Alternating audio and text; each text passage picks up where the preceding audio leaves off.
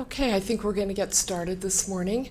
I am absolutely delighted to see so many of you who chose to get out of bed on this rainy fall morning to come up and join us. My name is Christine Souders. I'm the Associate Dean for Admission and Financial Aid.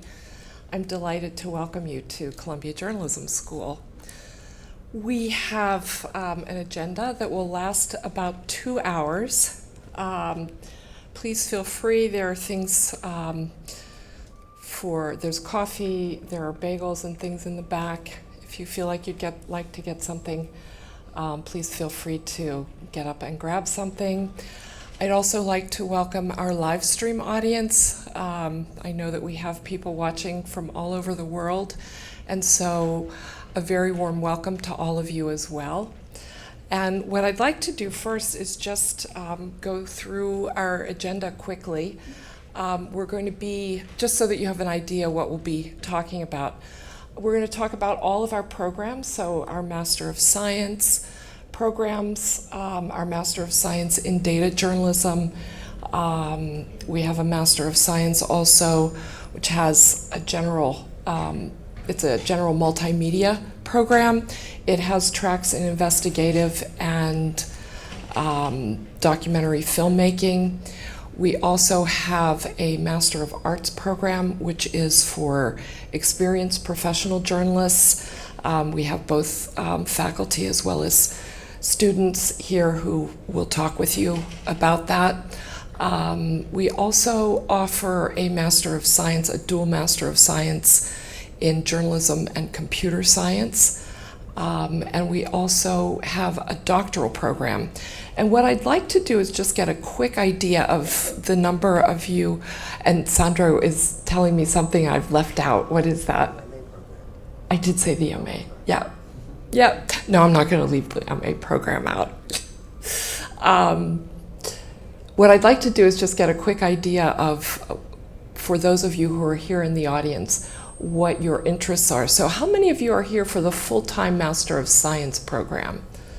And the part-time program, part-time Master of Science? Okay, and how about for the Master of Arts program? Okay, quite a few of you. And do I have any of you here for the doctoral program? Do I see no hand? One hand. All right, I'm gonna chat with you quickly separately then. And so we'll be starting then in just a minute. I want to do some quick advertising as well.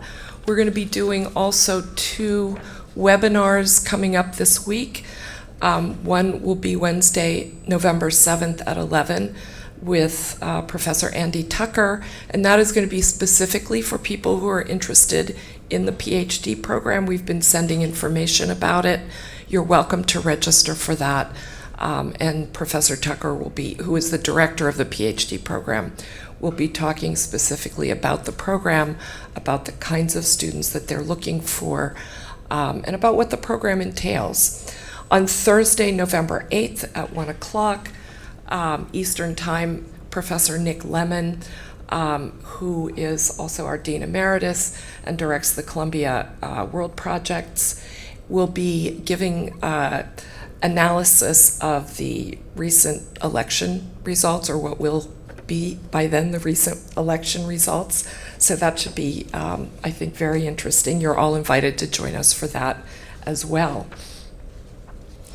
And so what I'd like to do now is to invite our faculty speakers to come up. And I see that I still have one faculty speaker who is on her way. You did say 10:10, so maybe she'll be here. Got it. She will be here. But I also know that Professor Stilla has, he's got to be able to leave at 10:30. So we're going to start with Professor Alexander Stilla, who teaches in both the MS and the politics program, but he is the director of the politics MA program and teaches the fall politics seminar. And then Professor Ari Goldman is also here with us. Professor Goldman directs the journalism and religion program that we have here.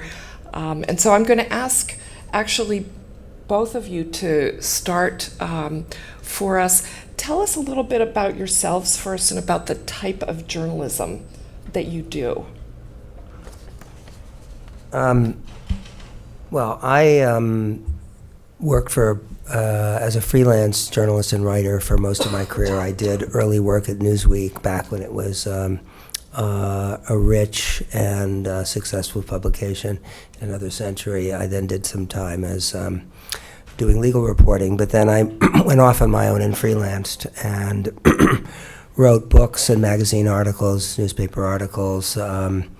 I've done a lot of writing for the New Yorker, the New York Times, the New Republic, the New York Review of Books, lately The Guardian, and I've done a lot of writing on Italy, but also reported from China, India, Somalia, Egypt, a lot of other places recently, Morocco. Ari? Hi, good morning. I'm Ari Goldman, and I'm a graduate of this school. And I went from here to the New York Times, where I spent 20 years as a copy boy. First, a copy boy, a clerk, and then a reporter for 18 years. I left the New York Times to come teach here many years ago. And the kind of journalism I did, while Professor Stille is more of an international journalist, I'm a New York journalist. Most of my work was covering things like the subways and buses in New York, and education, and politics, and religion.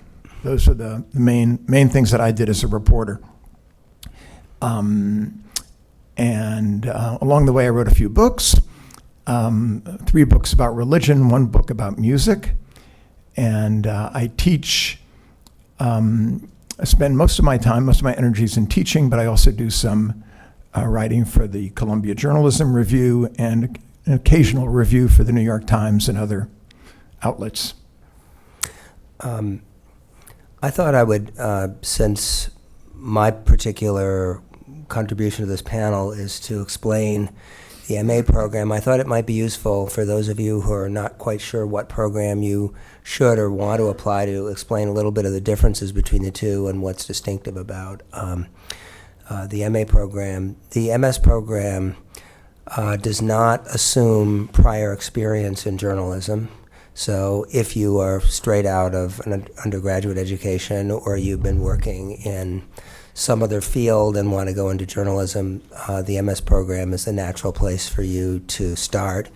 There are plenty of people in the MS program who have worked, but they still feel that there's more they need to hone their skills. The MS program is very strong on skills-based education, which means that you should graduate from here with a sort of full complement. Yeah, that's June, not this. Okay. That you should come out of here with a sort of full complement of skills of knowing how to do audio, video, reporting, writing, etc. The MA program instead was designed for people who already had essentially the equivalent of or had done the MS program, who had a strong foundation in reporting and writing and were looking for something different from a graduate education. In many cases, there are people who've worked for 4 or 5 years, sometimes even 10, who may have had the sensation, as many people do in journalism, like I feel like I've reported the same story 10 times, and I know there's a better way to do the story, but I don't have time to figure out what it is because I have a deadline tomorrow or next week. And so it's a much more academic program than the MS program. I would say, for example, in my own experience of teaching, the proportion between reading and writing in the MA program is, let's say, 70% reading, 30% writing, whereas I would say in my MS courses those proportions would be reversed. So that would give you just a little bit of an idea. Part of the also the particular nature of the MA program is it's we collaborate with specialists in other parts of the university, so that, for example, the people who do the MA Science are going to hear from physicists, from climate scientists, from people who work with genetic microscopes, from historians of science, to kind of think about science in a big picture kind of way, rather than just banging out science stories. Similarly, in the program, the seminar I teach, the MA Politics, we have coming into the classroom a mix of specialists and journalists, but many of them are political scientists, sociologists, anthropologists. We just had a great visit from a woman who teaches gender down at NYU. So the idea is really to help you think differently about the stories that you do, to help you conceptually learn interesting ways of pitching and framing stories that you might not normally do. And I think the part of the intent of the program was to kind of break down the chasm that's existed between the journalism school and the research part of the university, and realize that there's just an enormous amount of rich material going on this campus that you can take advantage of, and that can allow you to do deeper, more in-depth and richer stories. I've found it to be a fabulous experience myself, and the kids that have gone through the program are doing amazing work right now, and many of them stay in close touch with me and with each other. It ends up being a very formative year in their lives, so I recommend it very strongly. So that's sort of my opening pitch on that, and maybe I'll let you guys. I'll ask Professor Cross to introduce herself. Yeah. What's the question I'm doing? Who are you? Who are you? Who are you, and what do you do? What kind of journalism do you do? Okay. Well, that says who I am. Hi, I'm June. Anybody in here interested in video journalism, particularly? A few? Okay. So we used to have tracks, print, broadcast, magazine, and I think digital or new media. And about 4 years ago, we got rid of all the tracks. So all of you are going to have to learn some kind of image or sound module. We now have, for the MS program, which is where I teach, you do 7 weeks straight reporting, sort of this reporting skills, which are universal across print, radio, video, TV. And then you do a module called Image and Sound in the second half of the semester. You're also learning investigative skills at the same time. It's really a rigorous, intense thing. One of my students yesterday told me that she's been working 60 to 80 hours. So don't come here unless you're prepared to work, okay? Forsake sleep, all ye who enter here, is what I normally say. But you're getting about 5 to 8 years of experience in 1 year, so that's the upside. You'll be way more prepared than any of your cohort in the journalism field once you emerge. I run a program in documentary here, so the regular MS is 9 months, which I'll let Ari go into in way more detail. But I teach a special program, a specialization in documentary, so our students stay for actually 12 months. It's actually 12 and a half months. They start in August and finish the following August. So there's one semester that's devoted only to doing their master's thesis. Most of the regular MS students do their master's thesis in addition to their regular schoolwork in the spring, through the fall and spring semester. The documentary students focus on learning visual journalism. You're trained in camera work and editing, and a deeply researched entrepreneurial project, which you then shoot over the course of the summer from like May to June, and then edit July and August.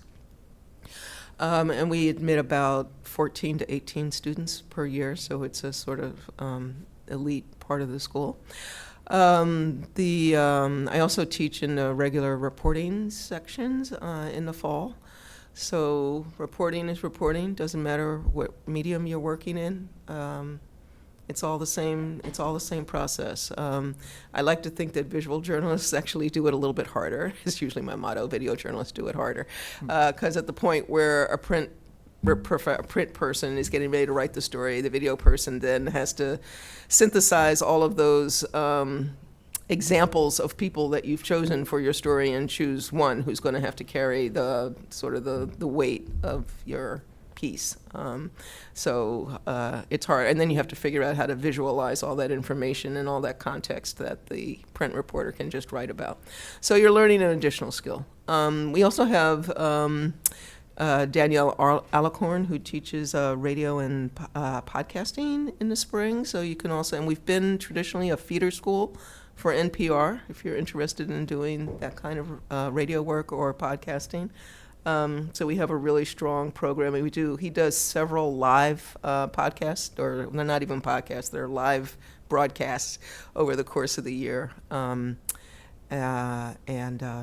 anyway, that's my spiel.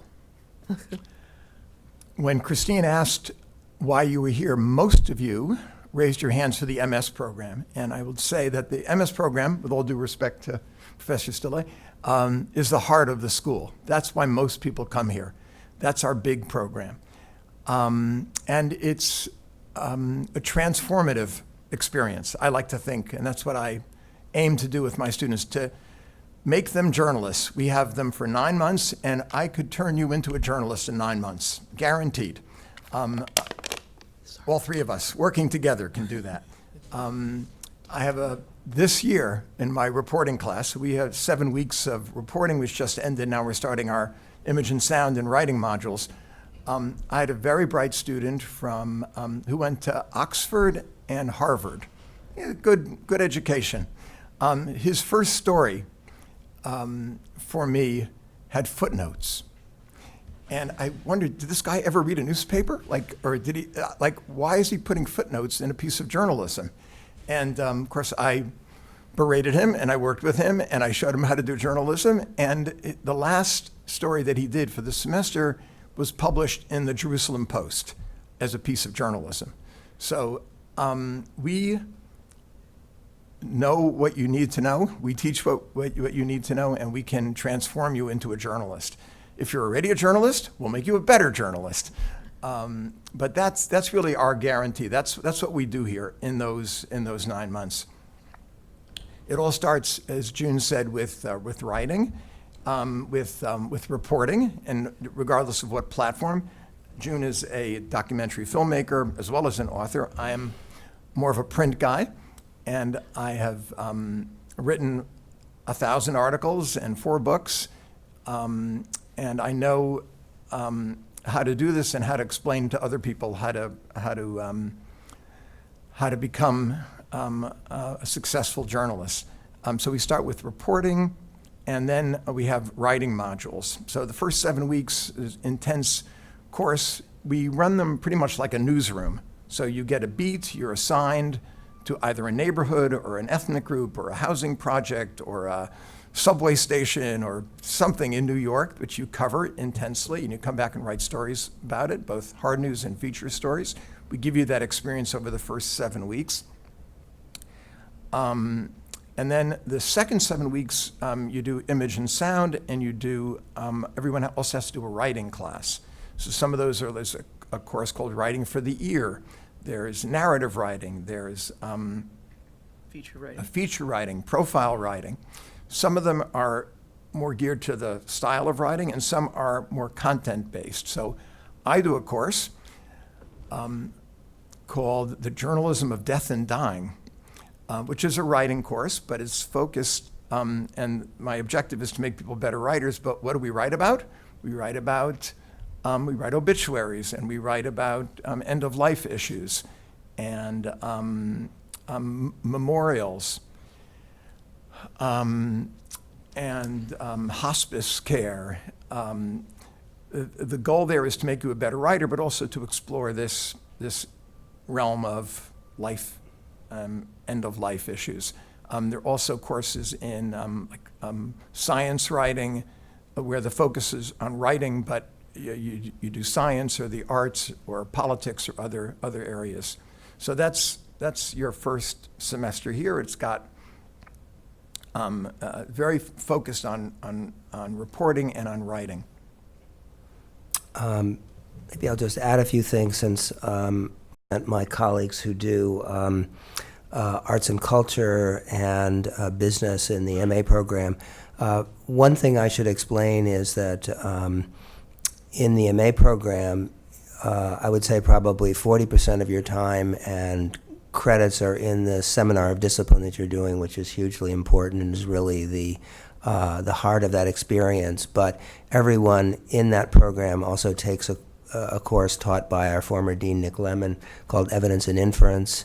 And in the fall semester, everybody takes 2 outside courses at a graduate level within the university, in all likelihood in the area that you want to specialize in and that may be related to your master's project. We haven't talked about master's projects, but that's also an important thing to mention. Both MS students and MA students do master's projects. The ones in the MA program are a bit longer. They're 6,000 to 8,000 words for a written piece, although we are agnostic in terms of the platform in which you operate. So if someone wants to do a multimedia project, if someone wants to do video, if someone wants to do a podcast, we help them do that. The 2 disciplines I mentioned, arts and culture and business, are, along with science, technology, and environment, and politics are the 4 areas you would choose from. The business people, for example, have to do corporate accounting and corporate finance over at the business school, which means that if you graduate from that program, you will be almost certainly better prepared than virtually anybody at the Wall Street Journal. Most people, with a sort of dirty secret of business journalism, is that most business reporters actually don't know anything about it and don't know a lot of the nitty-gritty of stuff like that, don't know how to read a balance sheet or how to interrogate a CEO about the nature of their business. And so you come out of that with those kinds of skills. The arts and culture program, which is taught by Lisa Sonam and David Haydu, both wonderful cultural journalists, they probably have the most fun of the people in the program, in that they do things like visit artist studios and go to the museums and write about drama performances, and along with getting a very kind of rich theoretical education and being exposed to scholars as well as artists. I think the masters for I think this is certainly true in the MA, but I think is often true of the MS as well, ends up being a very, very important part of people's year. A lot of these pieces end up getting published. This is an opportunity to really stretch your legs and do something of real ambition, but to do something with real ambition with somebody guiding and supervising you so that you don't drive off a cliff. Those are just a few things I wanted to add about that.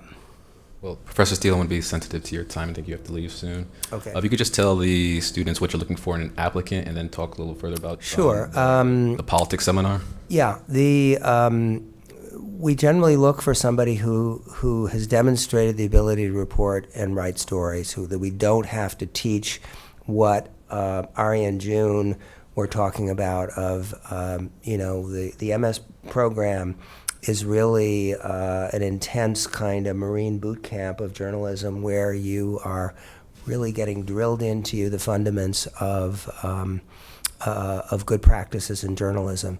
So the MA applicant is generally somebody who's shown that they already have a pretty good package of skills, have reported and written for a certain number of years, but also somebody who has a certain ambition in their work, a desire to do stories of greater complexity, and don't underestimate the value of personal essays. I always read them very, very carefully. I feel like when people write for a publication, they're often forced to write in the format of that publication, so you don't quite know what the personality of the applicant is. Whereas in a personal essay where you're asked to say something about yourself, you're totally free. So take advantage of that and actually tell us who you are in a really genuine way. In the case of since you asked about the the politics seminar, to give you an idea of how the mix between academic work and journalistic work fits together, I think that's an important piece. The point of the seminar and the program in general is to do better journalism. It's not to be an academic. So I tell my students, you immerse yourself in a lot of this very wonky scholarly literature, but please do not write like a social scientist. Do not use a lot of if I encounter the word exogenous or endogenous, it will be stricken from your stories. But at the same time, that kind of work does, I think, open you up to seeing things in stories that you might not see. For example, the students start out with what may seem very remote, learning about the formation of the nation state in early modern Europe, and you'd say, what does that have to do with anything? But it's actually really crucial. We use that to then understand, like, why did Afghanistan never form a coherent centralized state? Why is Iraq the mess that it is? Why do states that depend entirely on natural resources like Saudi Arabia or Qatar function in the way they do, and why their states are set up the way they do? So we always are looking at scholarly academic work in order to ask better journalistic questions and to do better journalism. So that's really the heart of it, in my opinion. I'll now leave you, but thanks for listening, and see you guys soon. All right, thank you, Professor. Professor Goldman and Professor Cross, could you tell us about what you look for in a strong applicant for the MS program, and then for Professor Cross, what you look for in a strong applicant for the documentary program?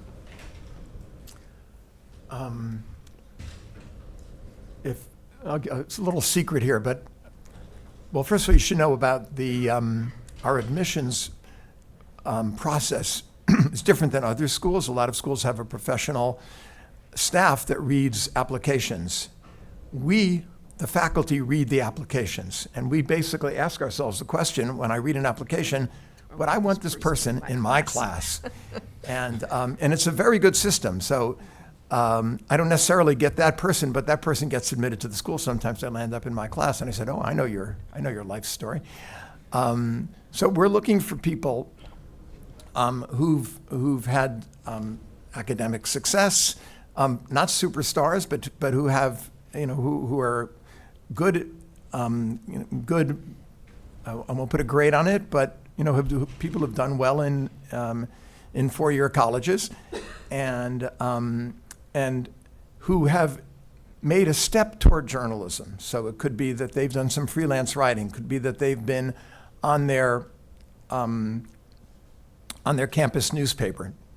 If you're the editor, even better. But if you're on the campus newspaper, if you've written some articles, we're not looking for journalism majors necessarily. We don't turn them away, but we want people who have a good, broad academic background, who've studied the liberal arts, who've studied the sciences, and who want to make a career in journalism.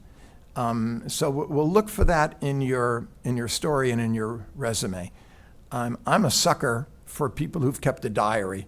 If someone says, I write every day, I've kept a diary since I'm 15 years old, I say, I want this person in my class, because you have to be somebody who writes and who loves writing and who can't imagine a day going by without writing. If you're that kind of person, then you should be a journalist.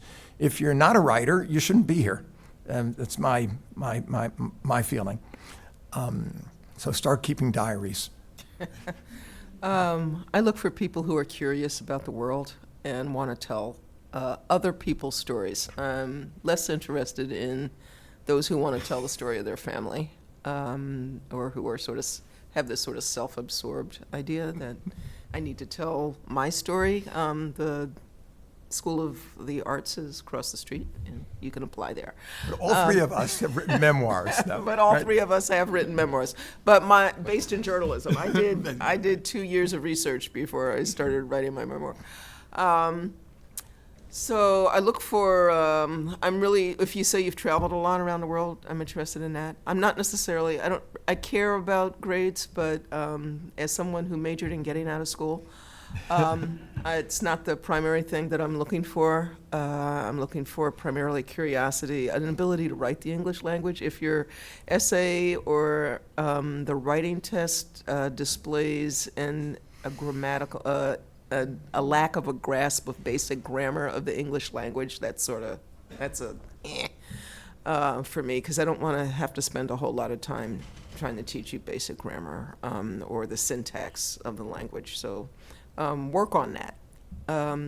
We also look for people who are interested in the news. That's the other thing I'm interested in. You have to take a writing test to get in, and part of the writing test is demonstrating that you're aware of what current news is. People ask me, what should they be reading? I'm like, well, the Bible, the Bible is the New York Times. That's lessened a bit since we now have a dean who's from the Washington Post. So I'll say the New York Times, the Washington Post, the New Yorker, NPR, And the Bible.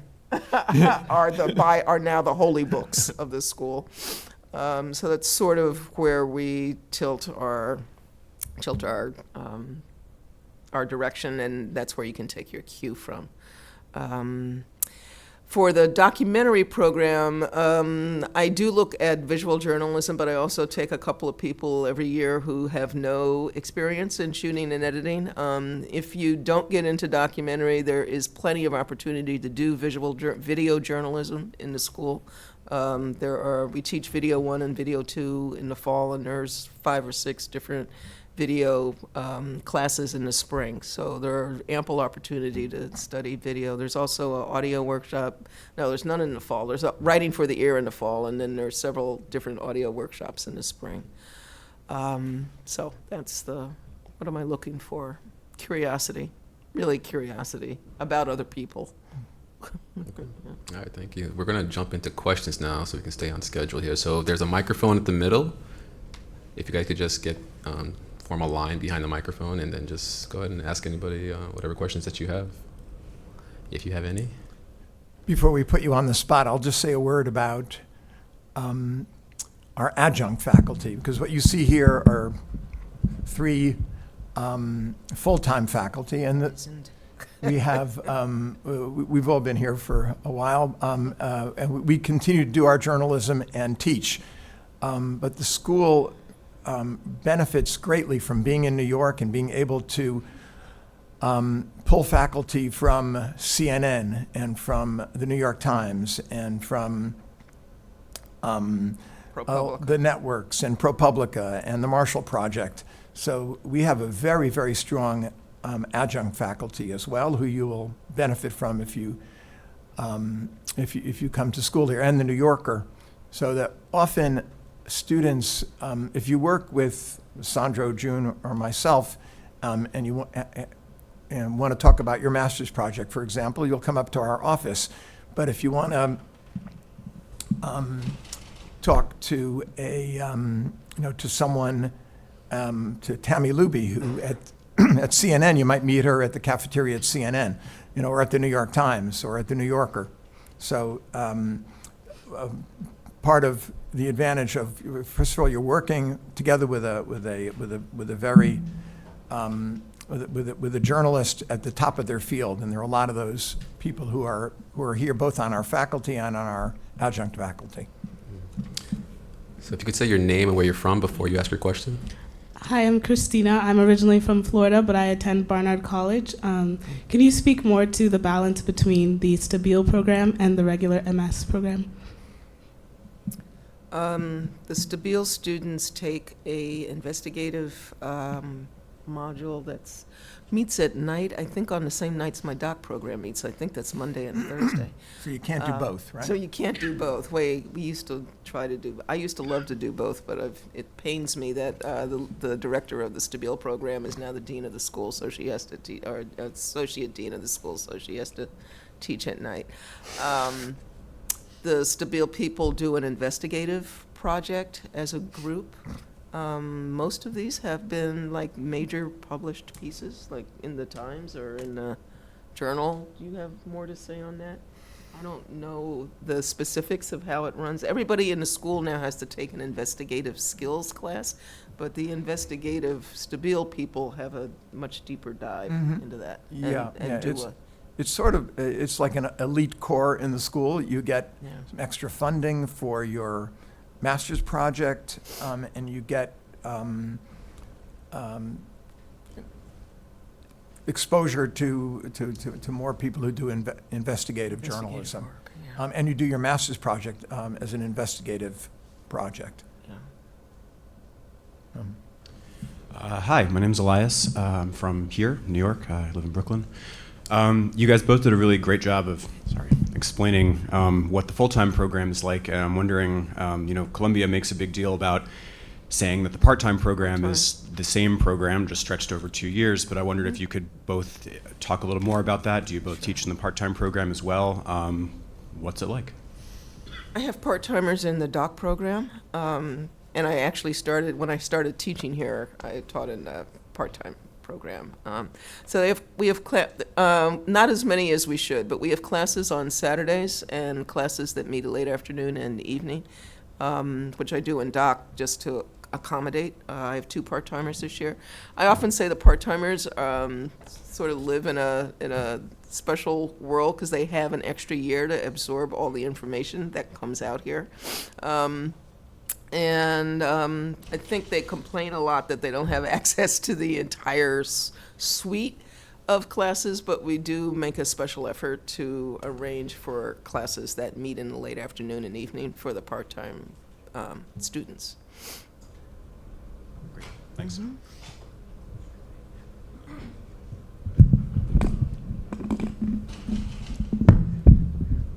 Hi, I'm Meredith. I'm originally from Shanghai, China. I go to school at Cornell.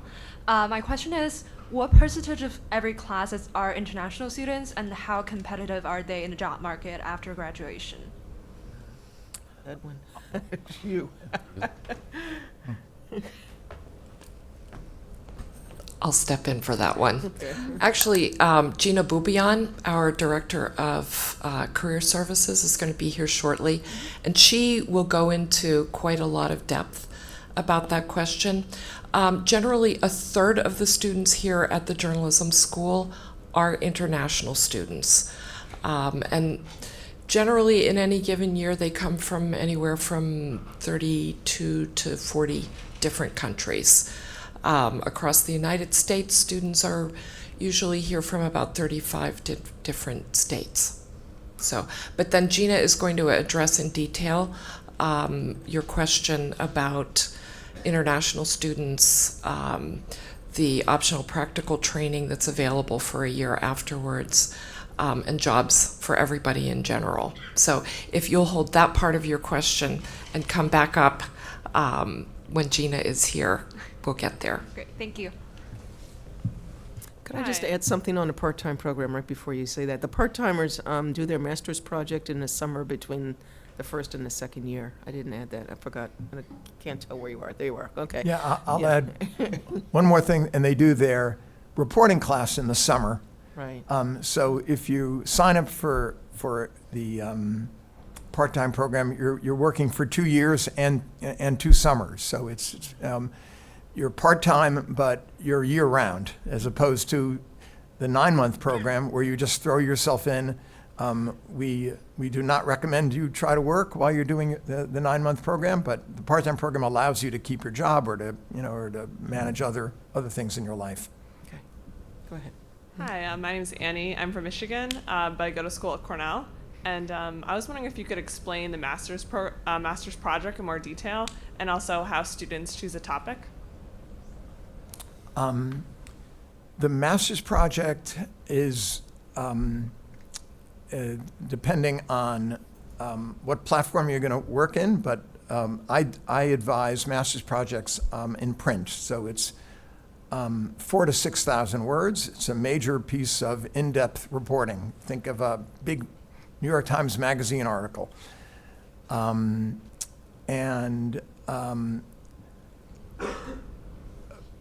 I spend the first few months of school getting ideas or fashioning an idea that's going to work for the student, that will be something that's substantial, that they could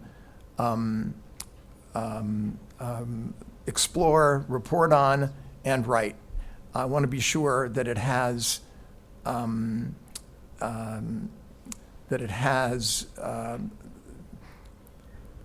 the student has access, that there are enough characters, that there's a place that they could go to, and that most important for me is that the student really care about it, because it's going to be something that's going to spend several months doing. So we spent a lot of time honing the idea, sharpening the idea, and then the second semester is spent writing and rewriting. It goes through 3 drafts. So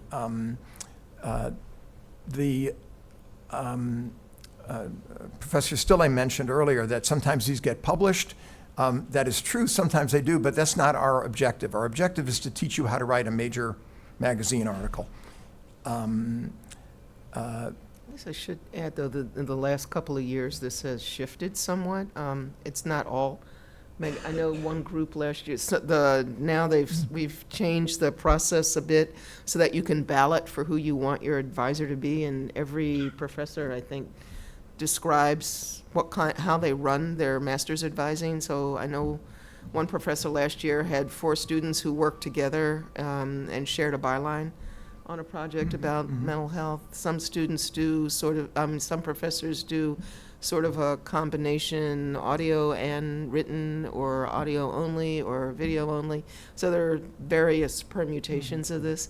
In the doc program, we're in the process of honing our stories down now, so I'm urging them to get a deeply researched project, which they pitch at the end of the semester. I don't know, you guys have to be finalized by the end of this month, right? Your story ideas, or are they already finalized? They're not finalized yet. Okay. I'd say we work on the idea right up to the winter break. Okay, so yeah, we're both on the same timeline, yeah. And then in doc, we do a 20 to 30 minute documentary. If you're not in doc, if you're in regular MS, generally the video is about 5 minutes, and in audio they do 30-minute podcasts, and sometimes they're multi-series, like it's a series of things. Was So there anybody in the there's a room here for variety of ways, in other the data program? Okay, so just to interject to that, for that program, you'd also do a master's piece that's fully based off of doing a data project, and it's the same for the investigative as well. Good morning. I'm Anastasia Johnson, and I'm from Montreal, Canada. I actually have 2 questions. The first is in regards to the Master of Science. How easily can one tailor their experience to any given area of specific interest within journalism, whether it be broadcast journalism or radio, for instance? Well, as June said earlier, there was a time when you would come in to this school and you would decide on your concentration. Now, a journalist has to know how to do everything, work across all platforms. So you have to take the written word, you have to do audio, you have to do video, you have to do photo, so and data. Audio or video.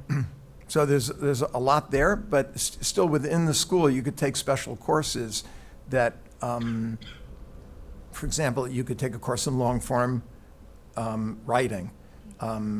So you sample everything, and then you could focus more on video or on audio or on writing. So you can tailor it both to your to the platform and also to your interest in subject matter. So I'll just say very briefly a little bit about a spring course that I teach. It's a spring seminar uncovering religion.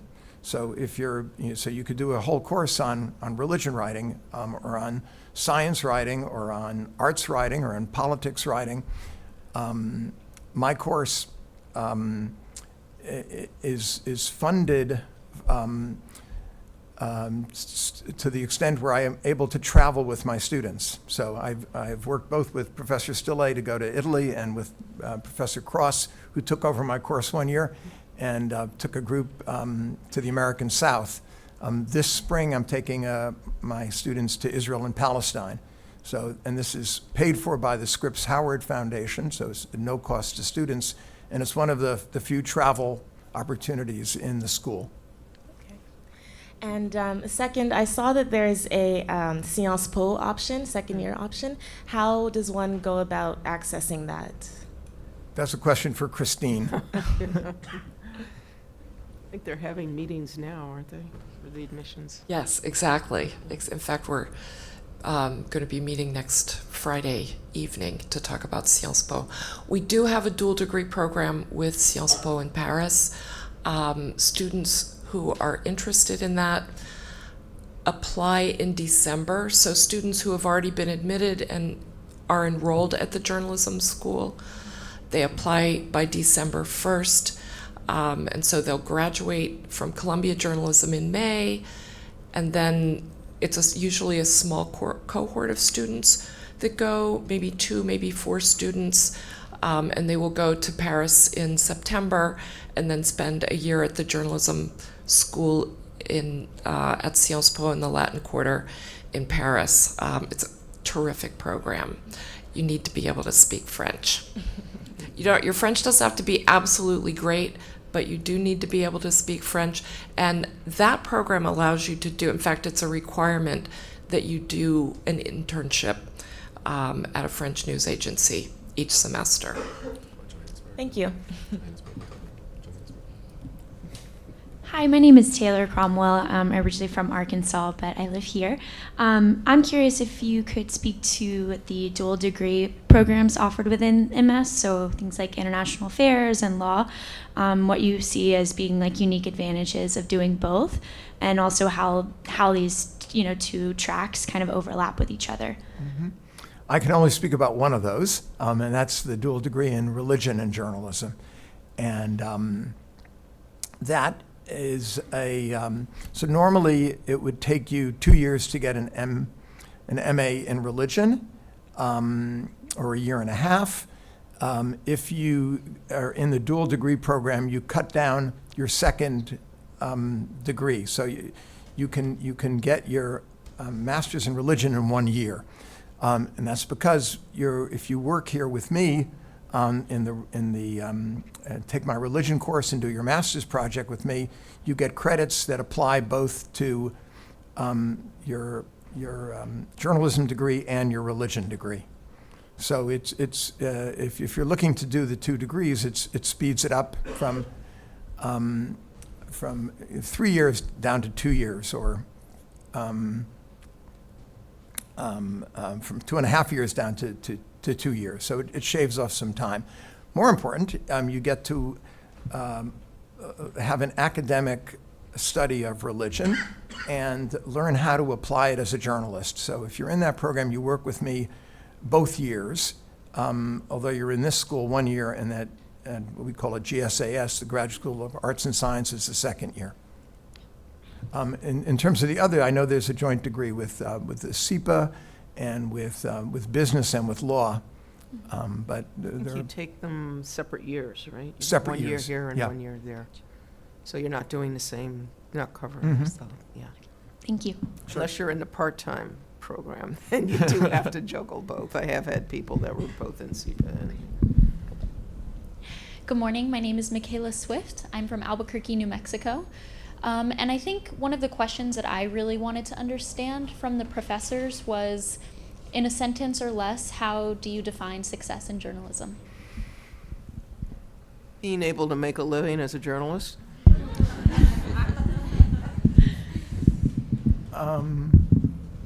Loving what you do, because this is a hard job. It's not there are other schools you could go to at Columbia and come out and have guaranteed high income. Success is just waking up in the morning and saying, I want to do this job. I love writing. I love reporting. I love being on air. I love being writing articles. that's what success is to me.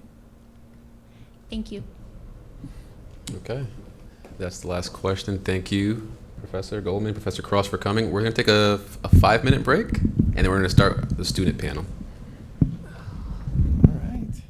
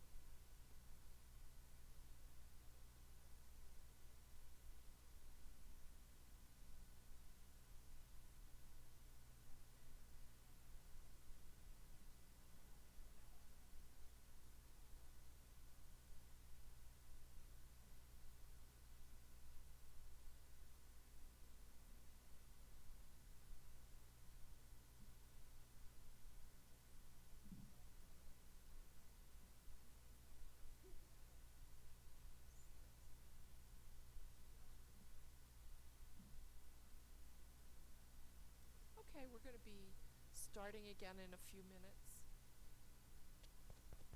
David?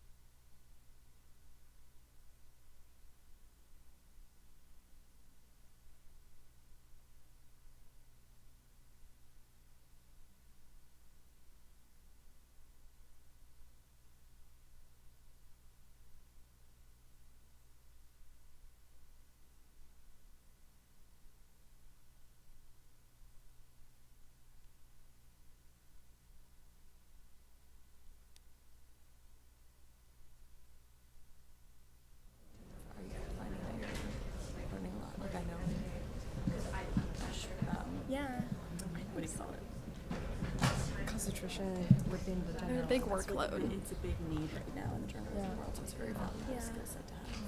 I really like the data program. I feel like it's not teaching me everything I need in the future, but it's teaching me how to learn and how to think as a data journalist, which is way more valuable. I can go to a computer science program and learn how to code, but that is not as useful for journalists. I feel like. Yeah. So I love it. And your data is so important.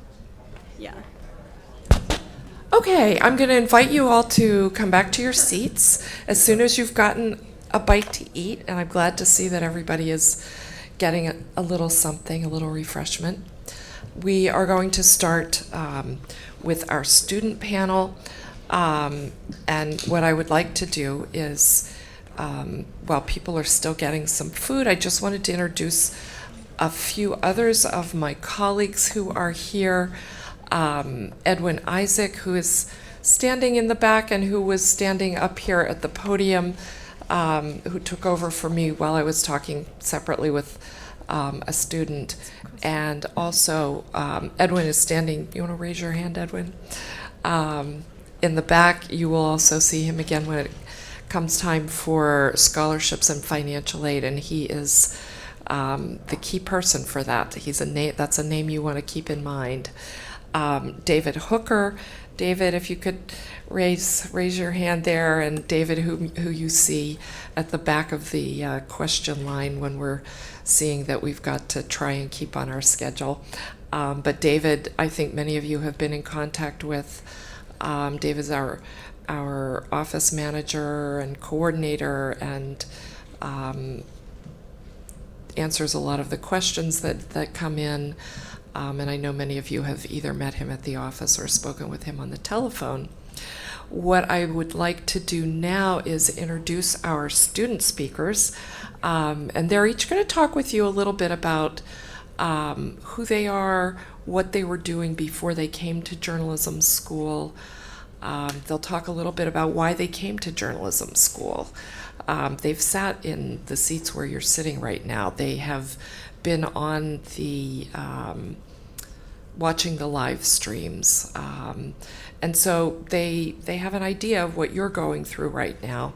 They'll talk about what they're doing here with the programs that they're doing, the specializations, especially Weihua Li, who is in the data program, which we have not been able to talk a whole lot about, but for those of you who are interested in the data journalism program, Weihua will be able to talk with you about that. They'll talk a little bit about the curriculum in the programs that they're studying, and they'll talk a little bit about what they're thinking about doing after journalism school, because of course journalism school is 9-10 months, maybe 12 months, and then all of a sudden you have to get a job.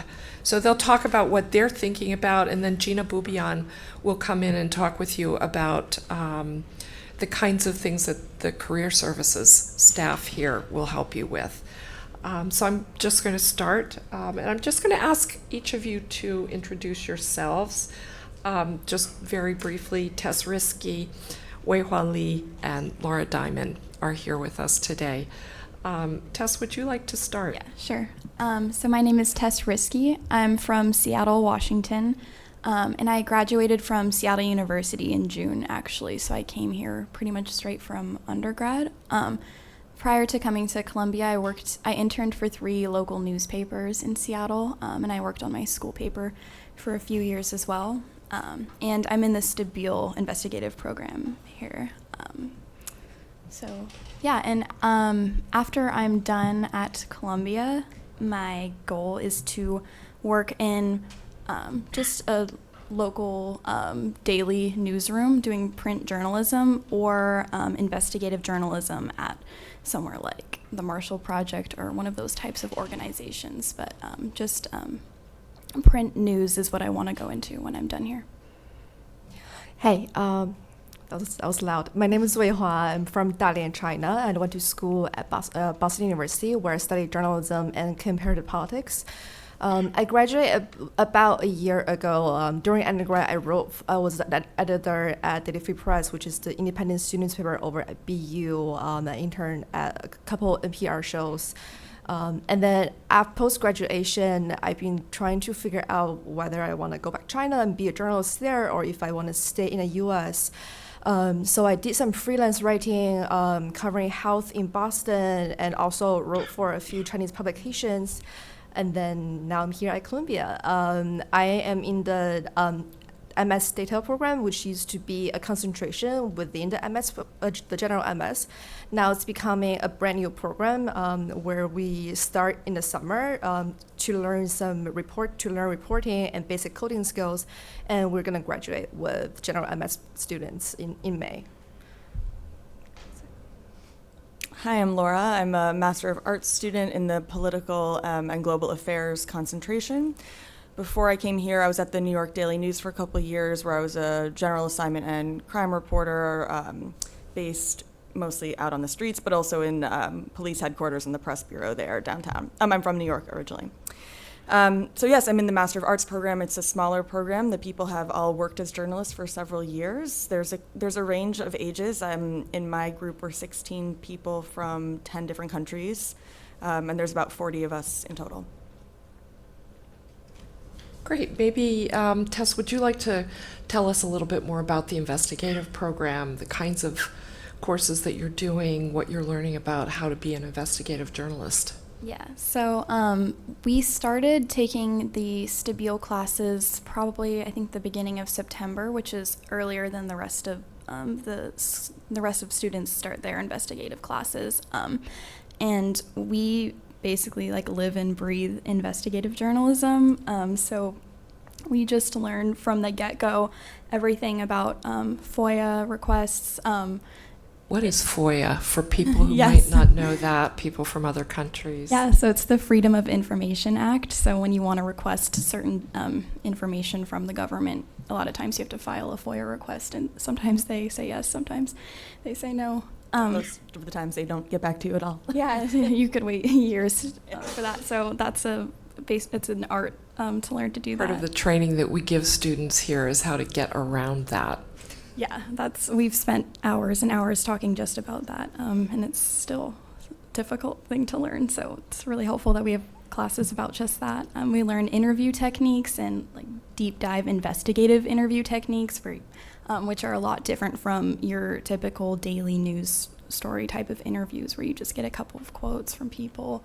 And we are really encouraged in this program so this is one of the biggest differences in Stabile is that we're encouraged to find national stories or stories that are really far outside of New York, or even international stories. So we're encouraged to cast a pretty wide net in terms of what we want to investigate, and there's not really a limit as to where your story can be that you want to really sink your teeth into.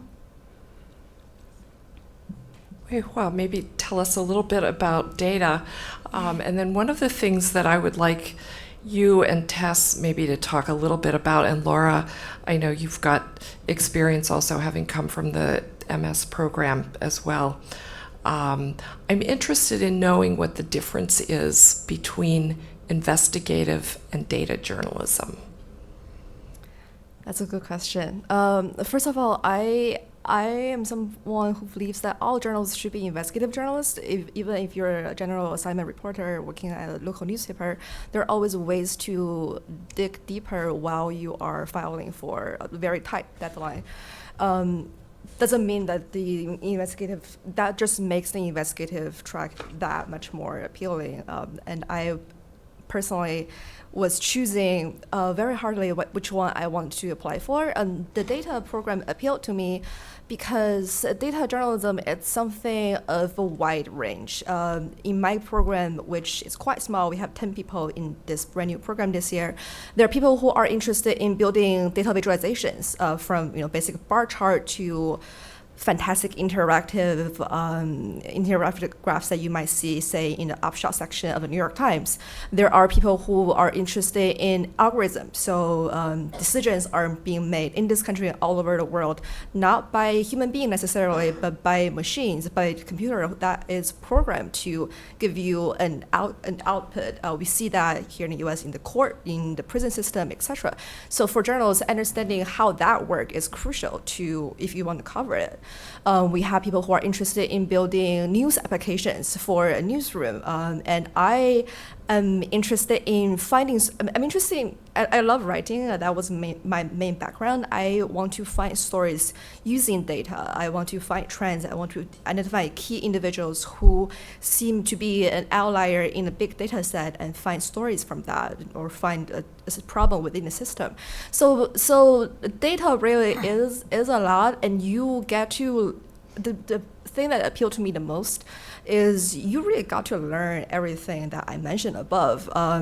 That doesn't mean that you're going to graduate from this program being an expert in every single thing, but it exposes you to a wide range of possibilities. And Professor Goldman mentioned earlier about our adjunct faculty member who are just fantastic. And because we're here in New York City, because we're Columbia, over the summer when I was learning data visualization and basic Python skills. We have data reporters from BuzzFeed, from the New York Times. We have a graphic editor from Reuters come in and spend weeks teaching us students who are in the master program what they do in a newsroom and how we can aim to become them or be better than them once we are in the job market. And that is something that's very unique to the data program. There was one more question you were going to ask. So I could talk a little bit about the courses that I've been taking. So over the summer, we do, just because we are in a data program doesn't mean we don't have emphasis on reporting. That is the core of the school. And within the data program, it's something we also emphasize a lot on. So over the summer, I was taking one coding class target at journalists. So learning Python, learning how to use API, how to use, say, for example, social media to extract information, which could be controversial nowadays, learning how to scrape a database and build a data set based on that, collecting information, cleaning information, analyze information. I was also taking a 7-week reporting class, and our beat for the summer was covering court system. A lot of our students were able to use data skills that we just learned and apply that to the day-to-day reporting process. And later in the summer, we had a class called Data Studios, where we have working professionals at top newsrooms in this city coming in here and walking us through how to build a data-driven project or data-driven stories. And every week we have to pitch a story, and then the next week finish the story and pitch a new one, and then there is a very rigorous critique process, and on and on and on. So through the summer, you can get some very solid clips, and not to mention all the skills you learned. Now, in the fall, I just, besides all the ethics and journalism law and journalism business, the fundamental class that general MS and investigative students also take, we also have classes like writing with data. So how to humanize numbers, how to make people don't think in math, how would you as a data journalist try to communicate with them with all the amazing analysis you made. So it really is less of a data analysis program or a coding program, but a very unique program that targets to journalists who are interested in using data to be a better reporter. Laura, maybe you could talk also a little bit about the evidence and inference course that all of the Master of Arts students take, because data, there's a thread of data through almost everything that we do here at the journalism school. And the people in the MA program are looking at it a little bit differently, thinking about it a little bit differently. Maybe you could tell us a little more. Yeah, so the Master of Arts students all take a class called Evidence and Inference, which is sort of we're not doing just journalistic work. We're doing everything, with the goal of using the different skills for journalism, but through various lenses, so kind of borrowing from sociological sciences. So we do a 3-week thing in statistics, where a statistics professor from another department comes in and teaches us sort of the basics. So we're talking mean, median, margin of error, actually things that are really, really important if you want to understand, for example, how the polling went so wrong, or not so wrong, but how people didn't interpret it correctly. Getting literate in some of that stuff, which no matter what kind of journalism you do, it is important to have a basic understanding of the way numbers work, the way populations work, the way to read different statistics. So yeah, and that's a part of the evidence and inference course.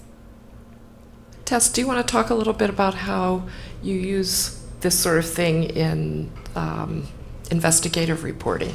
How we use like numbers and data? Yeah, so data is definitely a big part of investigative journalism, especially in the Stabile program. It's not a core part necessarily, but we do learn a little bit about web scraping and all of that. But the thing that our professors always tell us is that documents lead to people, people lead to documents, and so on and so forth. Or the same for data leads to people. And so we try to find the people that represent the data or the documents that you've found. And so it's actually kind of a core part of what we do in Stabile, is to be able to find that data, because without those hard numbers or documents, you aren't able to really prove what you're trying to prove through your master's thesis. So it's definitely a big part of what we do, not as much as the data specialization, of course, but it is really a key part of the Stabile program. Great, and I'm kind of keeping an eye on my clock here. What I would like to do is invite those of you in the audience, again, if you have questions that you'd like to ask our students, and I think probably a lot of you have questions, and of course, those of you who are with the live stream audience as well, David is answering your questions, and we'll also, when there are questions that can pertain to everybody that's in both audiences, we'll run those up to the microphone as well. So please come back up to the microphone, ask us your questions. The students are here to answer them. Make use of them. Don't be shy.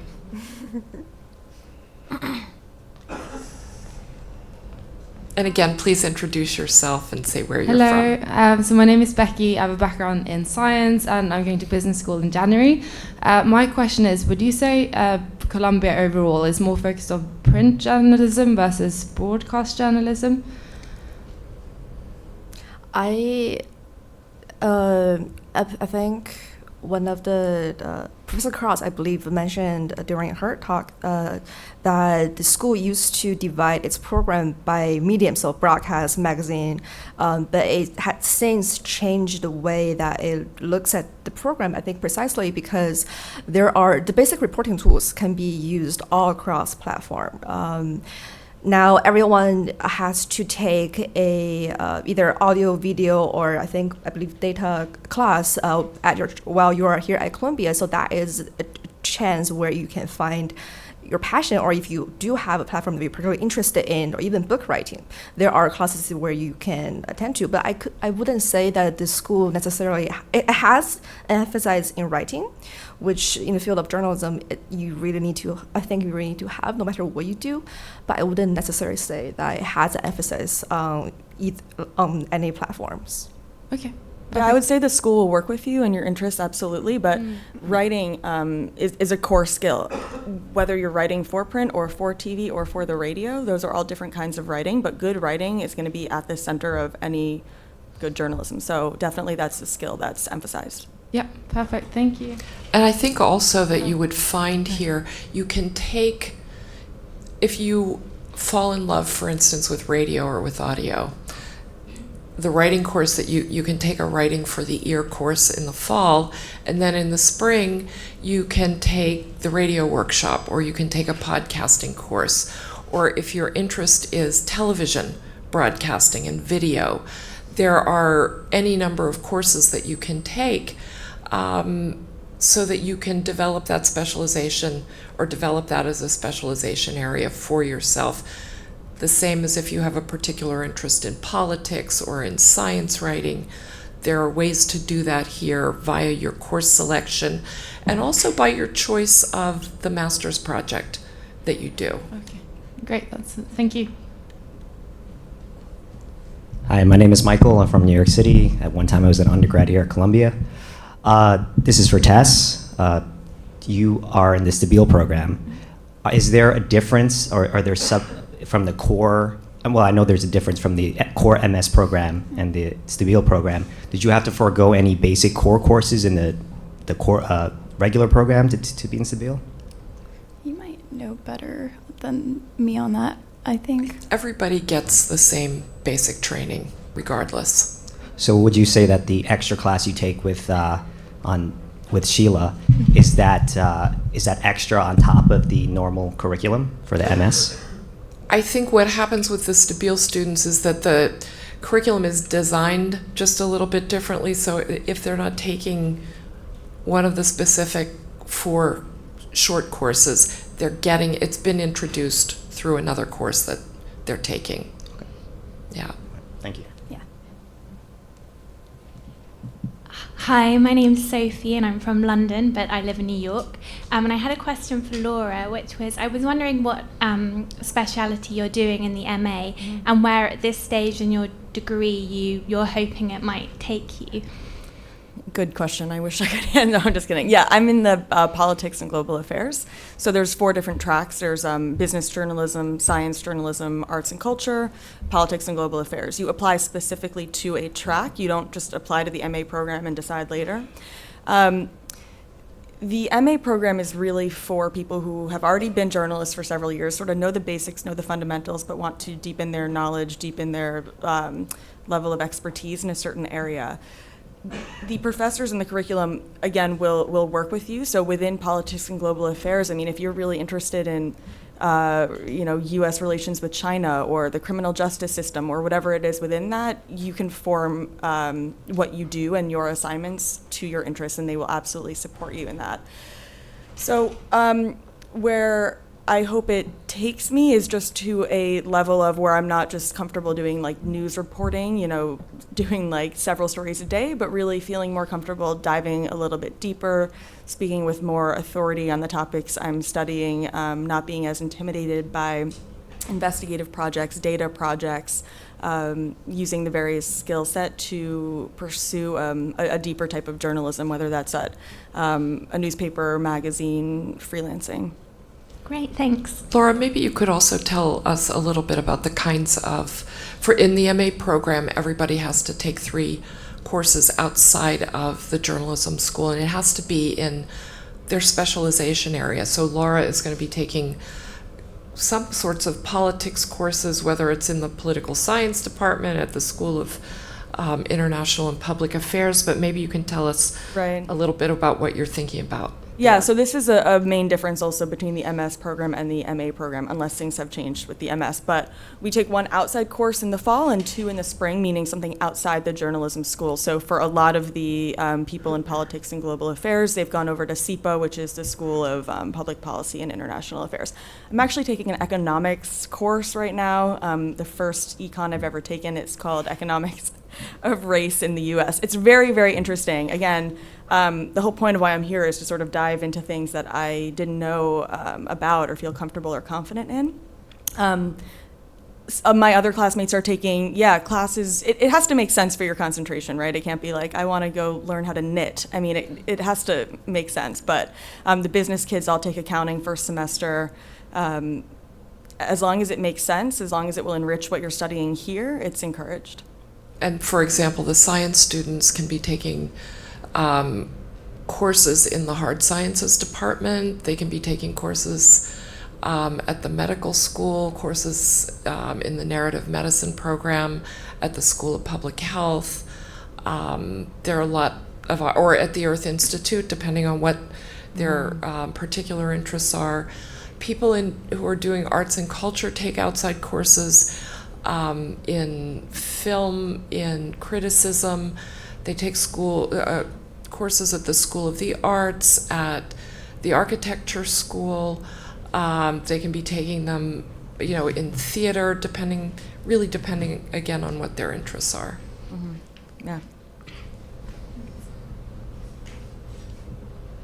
Hi, I'm Yoonji. I was born in Hong Kong and I graduated from Columbia undergrad last year. My question for all of you guys are, what would you say has your experience been on faculty-student mentorship, whether formal or informal? I've always felt that the faculty is really available. They're here because they want to help you on your journey. They really want to be there for you. They've been in this industry a long time, and they are really happy to guide you and be available to you. It's not like it's in college where it can be so much harder to find office hours. It's not like that at all. That's been my experience. Yeah, and for a data program especially, because it's such a small program, we have 10 people. There really is a mentorship in between students and professors, essentially.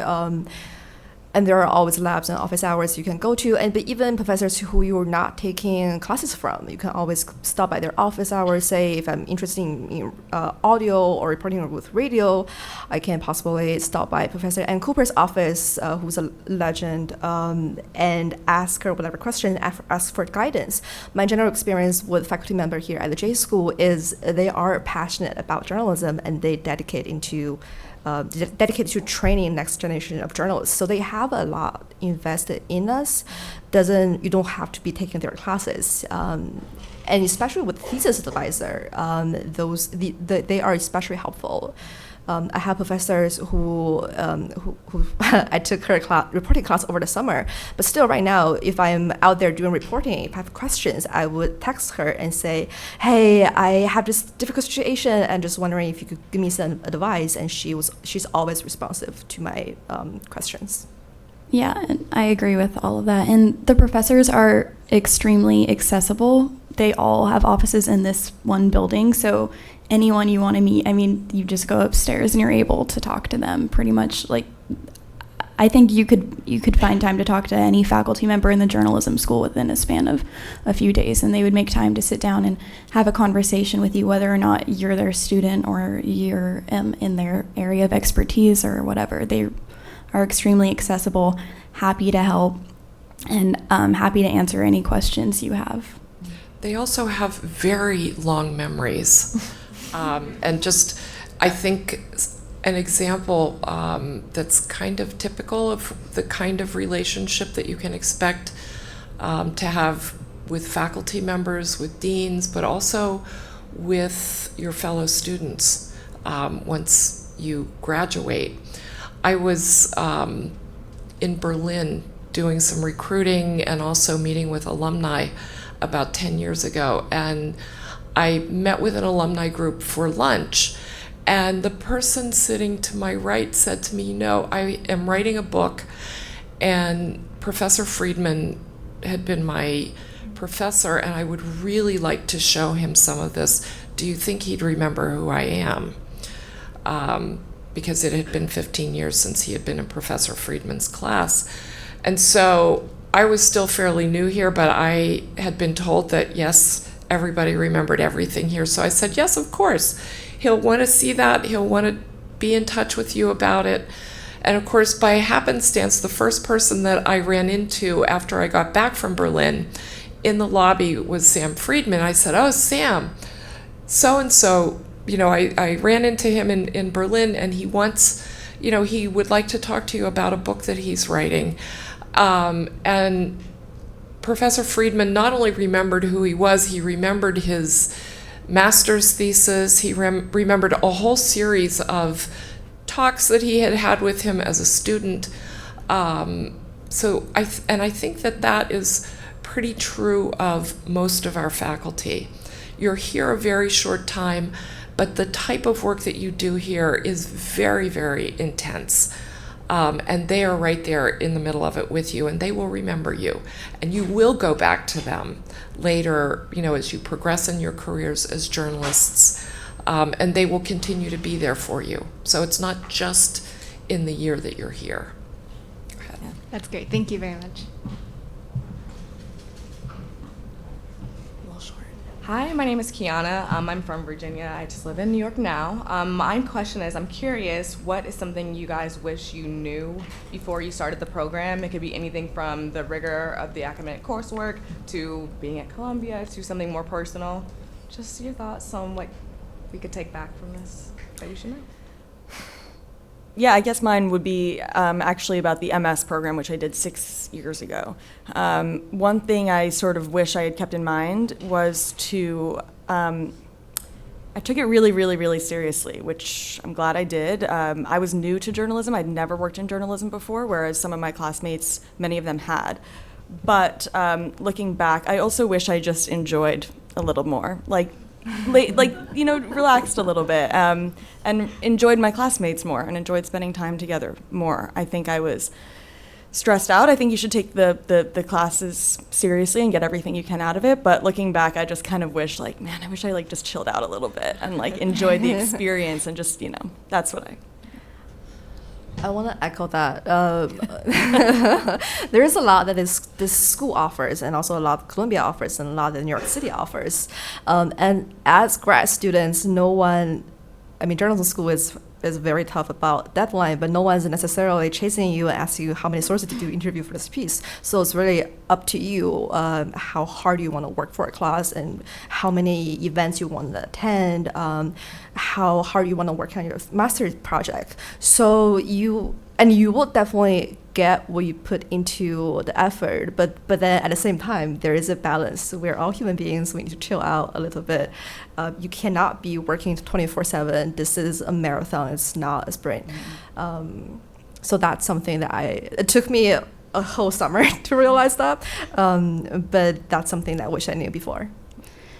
So before I started here, I was definitely very intimidated, and no, it's just kind of an intimidating program because it's like a world-class program with world-class faculty, and I don't know, I was just nervous about what it would be like, and I wish I knew how nice everybody here actually is. I mean, the faculty are so kind to all of the students, and I find my peers to be super supportive. I don't find it to be a cutthroat type of environment where people are trying to compete all the time. I find everyone I work with to be super supportive. So I wish that coming into this program I sort of had that mindset and was less intimidated, and just knew that it actually is an extremely supportive environment to be a part of. Sorry, one other thing. It's just a really good question. Just to keep in mind, why you're here. Why do you love journalism? Do you love talking to people? Are you curious about the world? Do you want to tell stories? Just, I guess, keeping the bigger picture and not freaking out about every little thing. Yeah. Thank you. Yeah. Hi, my name is Serena. I live in New York. I was just wondering if you could give me an example of a class that you took that you really enjoyed and why, and also an assignment that you had, a specific assignment, and maybe if you can think of one, if not, no pressure, why you enjoyed that assignment, and also how many hours of work you had to put into that class, because I'm just trying to get a sense of not only enjoying a specific assignment, but how many hours it would take. I'm going to just intervene right now and say graduate school is very different from undergraduate school, and it's unbelievably more work than undergraduate school. So yeah, with that, I actually want to speak to a class that I just started last week, which Professor Goldman was just talking about. I'm in his Death and Dying writing course, which so far has been really interesting, fascinating course. So for example, this week what we're doing is we are writing an obituary for a classmate they're still alive, obviously, but like, you know, you're interviewing them and you're writing this obituary as if they died, and it's like such a interesting writing exercise, and all the assignments in the class on the syllabus seem to be falling along those lines, where it's so different and nothing else I've been able to do before. And I know that right now Professor Goldman is organizing a trip for us to go to the New York Times morgue, as they call it, which is their, like, in the basement records room where they have records of every famous person that's lived in the last 150 years. And so that's so exciting to me. And in terms of workload for the class, I think it's pretty on par with the rest of the J School classes. So I don't know, a couple of maybe like on top of class time, probably 6 or so hours a week for outside of class, in terms of like homework and additional assignments, or it varies every week, but definitely a very fascinating course to be taking. I studied comparative politics and journalism during undergrad. So of course, over the summer, as soon as I learned how to scrape websites, I wanted to use this to fulfill me as a political junkie. So I don't know if you guys are familiar with the phenomenon called Friday news dump. Is on Friday, press offices will dump out all the bad news, hoping that no reporters will be working over the weekend, or no one's gonna read news over the weekend, which is obviously not true in the social media era. But anyway, it's a phenomenon. So so one of the visualization projects I built is I scraped the press releases of the Obama White House, of Trump White House, and attempt to scrape Clinton White House, but apparently President Clinton changed his website about 6 times while he was in office, so that was very difficult to do. And of course, the Bush White House, and try to analyze how many press releases were published on Fridays, and figure out and map that, plot that in a chart and see if there is such thing as Friday news dump. I couldn't find, and my data analysis skill wasn't that good at the time, so I couldn't find a pattern necessarily. But what I could find is President Trump definitely has a lot of news sent out over the weekend than all presidents during their term. So it's not necessarily more chaotic, but it's more exciting for journalists who wants to work over the weekends. I don't know how many hours I put into that project, to be honest, because the thing with coding, especially as a beginning coder whose data skill before coming to Columbia is Excel, it took me a very long time at the beginning to figure out what I want to do. But then something about data journalism is you can always reuse your work. It's reusable. Say if I scrape Trump, so I have Trump's press release over the summer, I can easily use the same code to do the thing all over again now. And sorry, that's not answering to your question. I'm always thinking about, so I cannot tell you how many hours I put into my work at the J School, because the school is pass-fail. So it really depends on how much you want to do. But I'm always thinking about what's the next story I want to do, or how could I use the skills I learned to improve my past stories out, or say if I'm out reporting on an assignment and saw something interesting, maybe I can use this as my next story idea. And that's something that really inspires me while I'm at the J School, because all my peers are working super hard, and they're brilliant and all of different background. So it's not necessarily competition, but more of support system. I hope that answers our question. Thank you. Yeah, I'll just give a quick example of a Master of Arts assignment, because I think it kind of illustrates what's different from the MS as well. It's something I'll be working on this weekend. It's for the Evidence and Inference course. We have to do an ethnography. Does anyone know what this is? I'd never heard of it.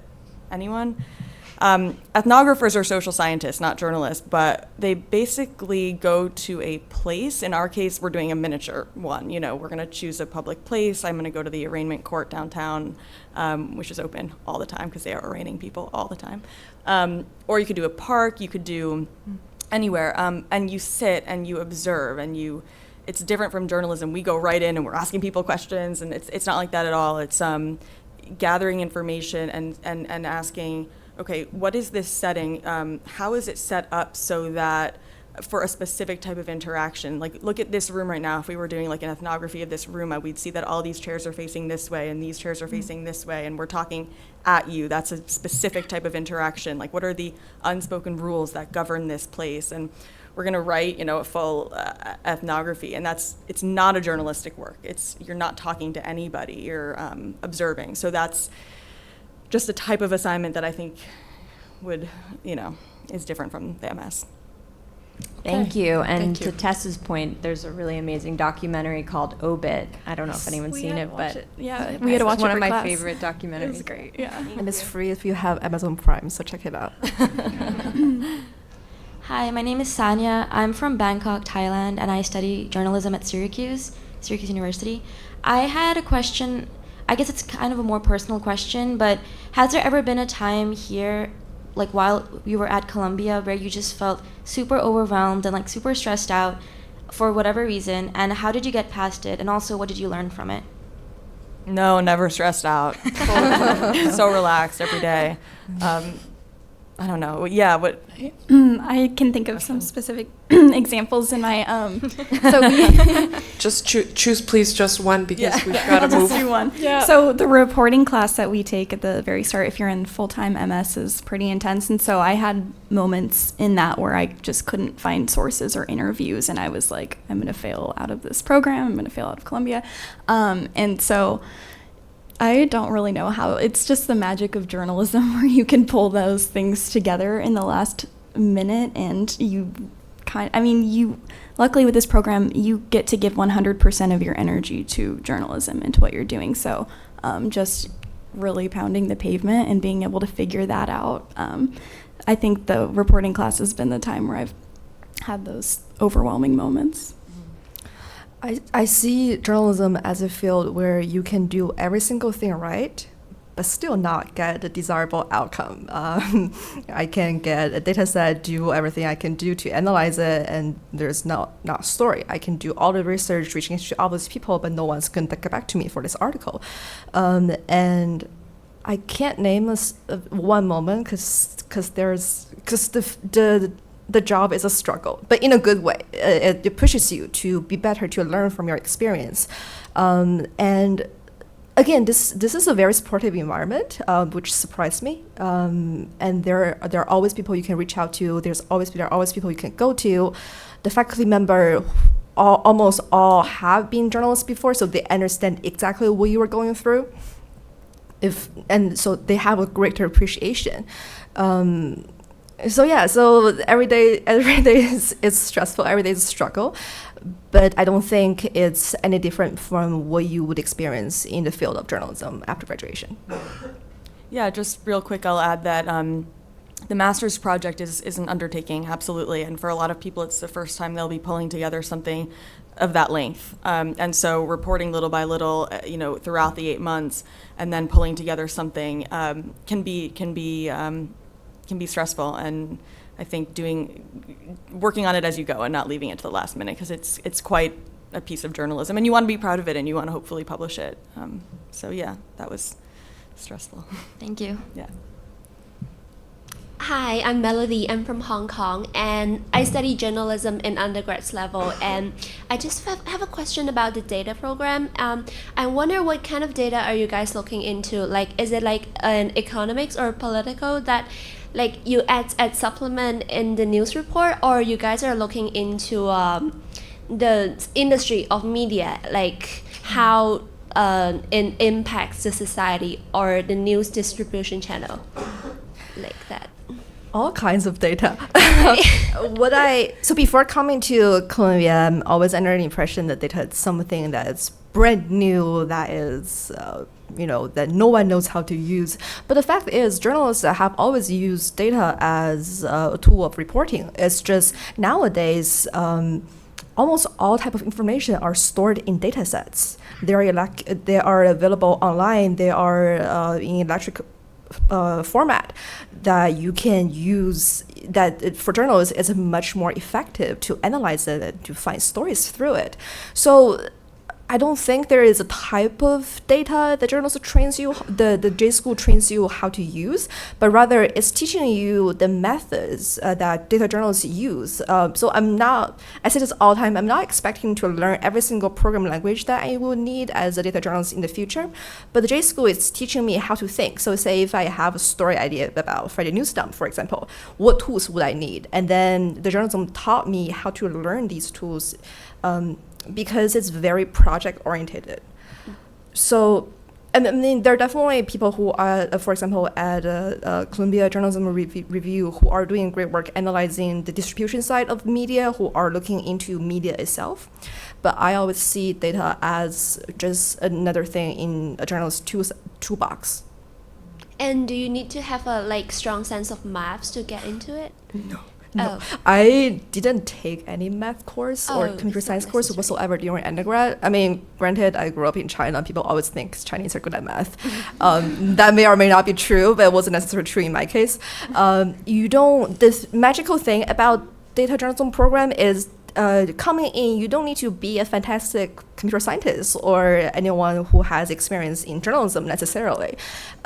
In about a year, the program trains you to become both, to become someone who is able to use data to tell stories. So no, don't be intimidated if you don't have a math or CS background, that's fine. That's a relief. Thank you. Thank you. David, do we have any questions from our live stream audience? We have two questions. One is from Alex. He's from Bryn Mawr and majored in English. His question is, have you always been interested in journalism, or did you get more involved because of the current political climate? So I personally have always been interested in journalism since I was a little kid, but I would say it's also the current political climate is a big motivator as well to really want to pursue the profession, because I think it's definitely more important now than it's really ever been in American history. I hope to one day tell a story that impact not just this country, but hopefully the world, because of my background as an international student. My mom is a teacher, so that part of informing people is always part of me. But instead of teaching the same thing over and over and over again, I want to learn something new and to spread the information that I acquired to others and hopefully help them to make decisions in their lives. Yeah, I was not always interested in journalism. Actually, after college, I worked in a completely different field. I was working in public health. It took me a few years to kind of admit to myself that I did want to do journalism and had the, did I have what it took to pursue it? So no, I wasn't. And I think having a variety of backgrounds and interests, it can only serve you in journalism. Okay. And the second question is from Hoa. She was interested in finding out some more examples of investigative projects that the Stabile students have been doing recently. Can you talk about that, Tess? Yeah, we're in like the earlier phase, but I know there's such a wide variety of topics. Let's see, like I can talk a little. For example, mine is about apps that you can order birth control through without ever visiting a doctor, and so I'm just sort of taking a deep dive into the tech startup world with that. But I know other people are focusing heavily on like criminal justice or sexual assault and looking at lawsuits, and some people are doing things about, I don't know, like some people are doing hyper local investigative stories about housing in New York City. It's really a broad range of what people are up to, so there's pretty much everything you can imagine. Someone in our class is digging into that topic. Thank you. Great. Thank you all for these great, really great questions. Is there one question left? Okay, please. My name is Marty. I live in Queens. I know the only word journalism. I don't know anything about it, but I'm interested. My question is that all three of you, not you, because you're going to dodge the question. Okay. That any type of journalism is either the data, investigate, whatever, right?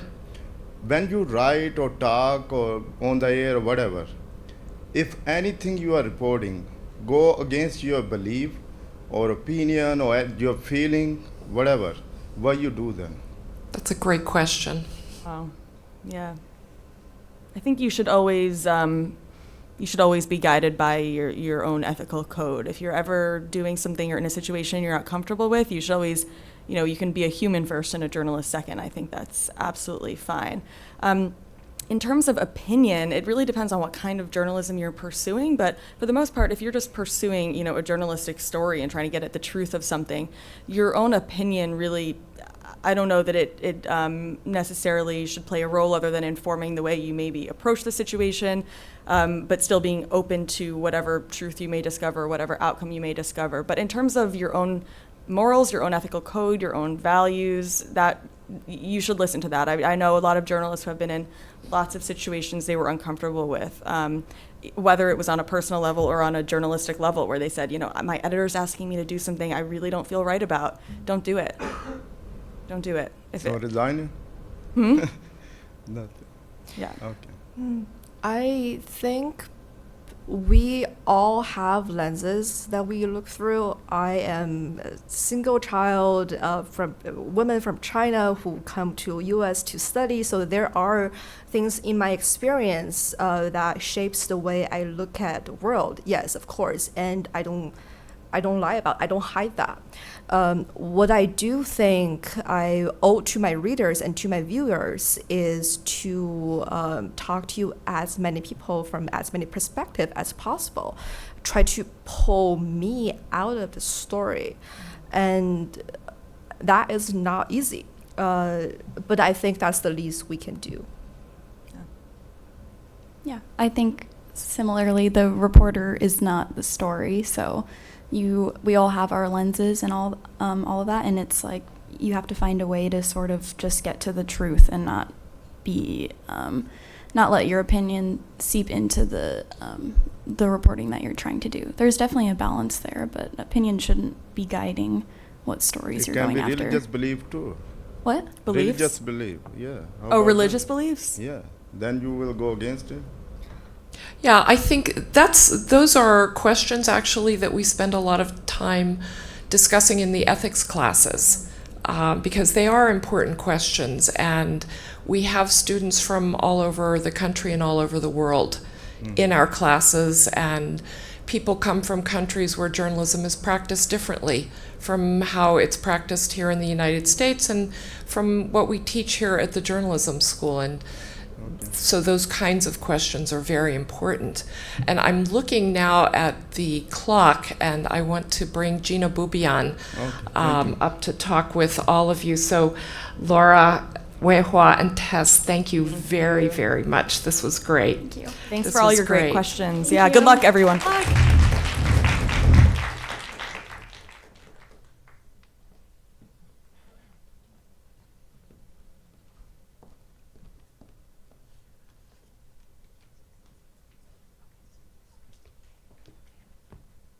Good morning. Okay. Where's the... Sorry. Right.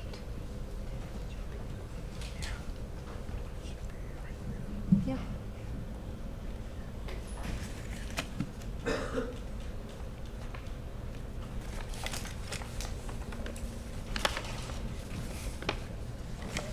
Okay. Good morning. Nice to see you. Can everybody hear me clearly in the very back? In the very back? Okay, okay. So I'm part of the career development team here at the J School. We guide our students one-on-one throughout the year so that all of our students are as competitive as they can be in the job market. And this includes one-on-one advising, dozens of workshops in which we bring in employers and alums to talk about their companies and their jobs, and also the Career Expo, which happens in the spring and is the biggest journalism job fair in the country. And these are pictures from the most recent expo. So first, a reality check. There's no guarantee of a job after journalism school. We don't know what the journalism market will be doing in May 2019 or May 2020. We don't know which companies will bite the dust, have layoffs, or spring from the ashes, reinvent themselves, or launch anew. It's all extremely dynamic and fluid right now. But what we do know is that our students have been able to weather every storm. I've been here for 12 years, and I was here during the recession in 2008. And even then, in the depths of bad times, our students did well in the job market. And so I'm going to share with you some statistics, some more granular statistics than we have on our website, just to show you sort of what the industry is doing. It's a snapshot of what our students have done, but it speaks to the industry at large. And I also hope that I'm definitely going to, in the slides I'm going to be showing you, I will cover a lot of the questions that you were posing earlier in the day. So this is a pie chart of where students landed right as of graduation. So this is 100% of students reporting, and this is as of like a week or two within graduation date. And so what you see from this pie chart is that just about 74% of the class has something lined up as of graduation, and it's a wide variety of types of jobs. Everybody is an adult. People do different things. Some people go on to another degree program. Some people opt to freelance, although it's usually a pretty small number. And then you'll notice like the biggest piece of that pie is the blue piece of that pie, which says new internship. I want everybody to understand that this really is like the most likely outcome for our students who get journalism positions, and this is not typical. This is not sort of an aberration. This has been the case for years and years and years. It was even the case when I was in journalism school 30 years ago. And so the thing to keep in mind about internships is when we talk about internships, we're talking about paid positions at big companies and small companies, and so internships, when you take an internship after grad school, the idea is you are in a job in a newsroom where editors are expecting you to step up, write, put out the paper, put out the broadcast, and a high level of work is expected of you. You're filling in for people who are on vacation typically, so really there's no getting coffee, there's no menial task. It's pure journalism, and you get a lot of clips. And then at the end of summer, since you don't have school to come back to, editors are looking at you as the person that they're going to hire at the end of the summer. And this is what happens to a lot of our students. And so I just want to give you an example of that kind of phenomenon. So just in the last couple of weeks, just this week, I heard from an MA in the politics program who wrote to me and said, "Good news. Euro money institutional investor is sponsoring me for a visa." So she interned there in the summer, and her number one goal was to find a company to sponsor her so she can stay here. And so that was her news. And so she's very excited. She's covering sort of the legal community in the magazine in the finance world. Another student from Russia was also a Master of Arts student, was interning at CoinDesk. Has anybody heard of CoinDesk? It's covering Bitcoin and cryptocurrency, and it's a really hot magazine right now, or digital site. And she was hired as an intern, and they made her full time, and so she's excited because she too wanted to get sponsored. A Fulbright scholar in this MS Stabile program went back to Bangkok because that was one of the stipulations of his Fulbright, and he got hired full time at Bloomberg in the Bangkok bureau. And a student from Pakistan in the MS program worked at the Marshall Project this summer, which is the site that covers criminal justice. He was the data journalism intern there, and he's now working on a documentary with CNN. So as you look at other journalism programs or grad schools in general, I urge you to scrutinize the statistics, the employment statistics, and what you're looking for. So what I'm showing you is as of graduation. And the reason why we're so obsessed with taking our measure at graduation is because we get 100% of the students in the data set at that time. If we wait, the number just dropped, the participation rate drops precipitously, and there's only so much that we can do to sort of fill in all the gaps, and it becomes a major data project, and we have to move on. So as you should know that other schools take their measure at a different time in the year, maybe a year after graduation, maybe 6 months after graduation. Every school has their own sort of format, and also sometimes not the entire class is in the data set, so you need to be good reporters and scrutinize the data that you're looking at and ask these questions of the people at these schools who are presenting you with this data. So this data, the numbers tick up all summer long. Every week somebody writes to us, two or three students write and say, hey, I got something. So all these students who landed jobs in the summer and even into September are not represented in this data set. So let me just show you a really interesting statistic, and this will answer the question earlier about what do students do and after J school. So the vast majority of our students, regardless of the platform that they get a job in, they're doing reporting. Text reporting and editing. 59% of the class of 2018 who took journalism jobs had a job doing writing, and that's regardless of where they were. So whether they were at CNN.com or at the Detroit News, it's reporting and writing. And the second most self-reported main job duty out of the class of 2018 was video and audio production, and that's it represents about a quarter of the class. So everybody can everyone here in the class can get audio and video training, and it's a great thing to have. But at the end of the day, most students seem to land in jobs that require where their main job is just reporting and writing, grinding out stories for the web. The number of students in data and computing kinds of jobs is increasing a tiny bit.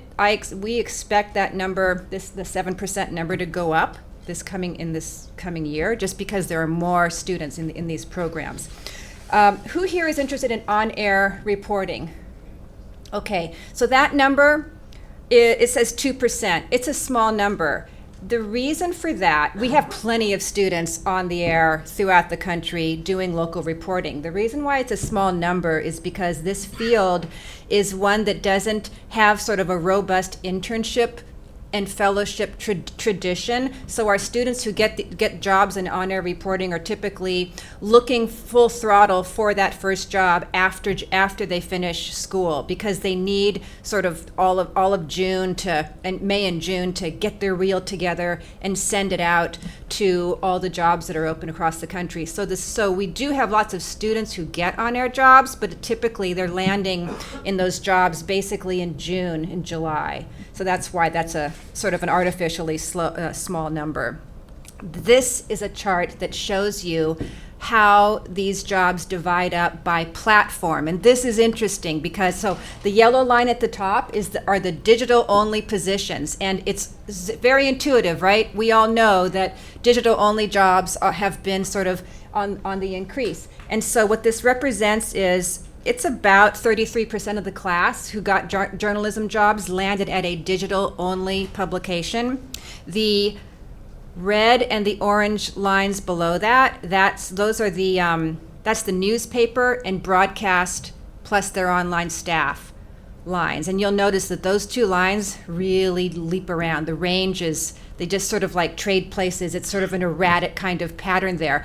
The green line is definitely on the decline, and that's magazine jobs and the magazine digital staff. And the reason for that is because we all know intuitively, and from reading all of our favorite magazines or what have you, that magazines were sort of slow to leap onto the digital bandwagon, combined with this rise in digital-only publications that do the kind of voicey, sort of magazine-style writing that students love to do. So as the number of pure magazine jobs have declined, jobs at places like Bustle and the Marshall Project, and that write sort of magazine-style, Jezebel, Refinery, those magazines are digital only. Those sites are, that's a Freudian slip, I just call them magazines because they read like magazines.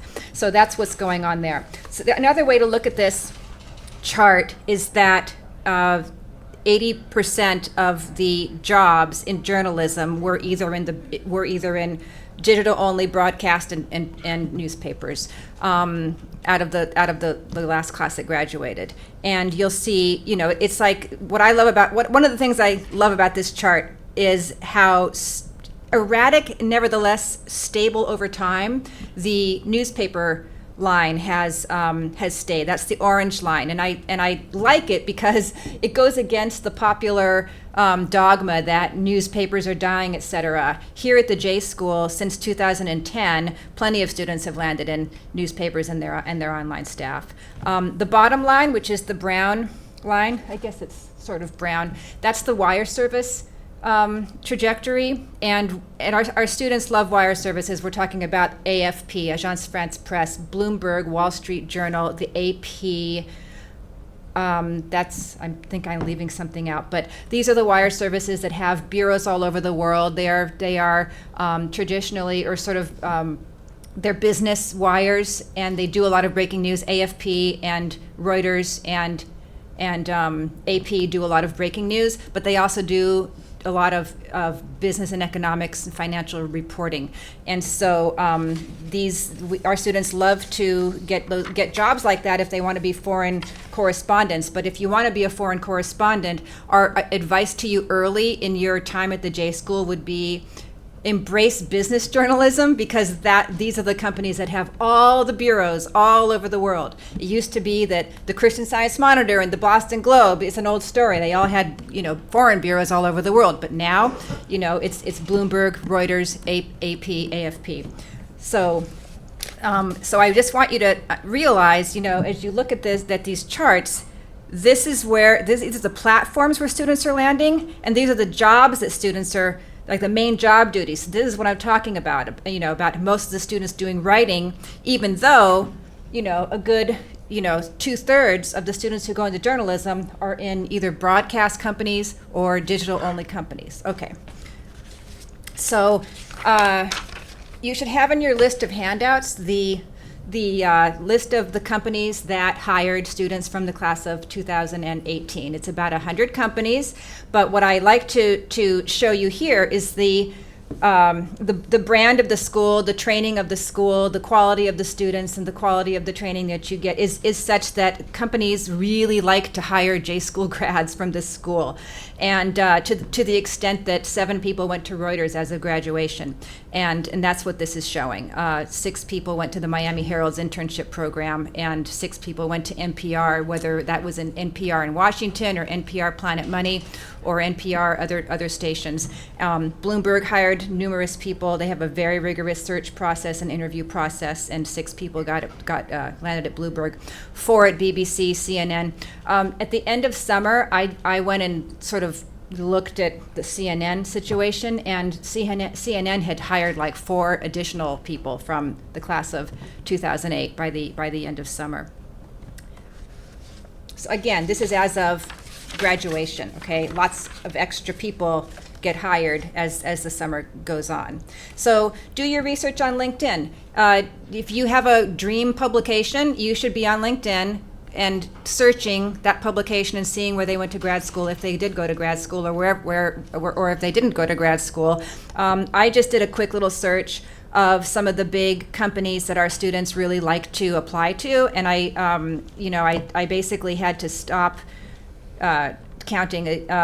But what I looked at is just MS, MA, and Knight Badgett fellows. I didn't count in this slide. I didn't count people who were freelancers, people who used to work at the company, or people in non-degree programs here at the J School, like the publishing course and the LEAD program. I only counted the MS, MA, and Knight Badgetts, and you should do the same. If you want to work, if you favor the West Coast for where you want to land after journalism school, search Berkeley's LinkedIn page, etc.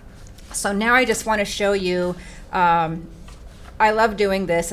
Just for the last, I was just looking around the internet to say, oh, I wonder what our recent grads are doing. So this is a story from Deanna Paul just this week. She was an intern at the Washington Post this last summer, and they kept her after the summer. She has an interesting background. She was an assistant district attorney in Brooklyn, in New York City, and so she has this legal expertise. She worked in the special victims unit and the domestic violence unit, and so she got hired by the Post, and now she does anything having to do with legal issues.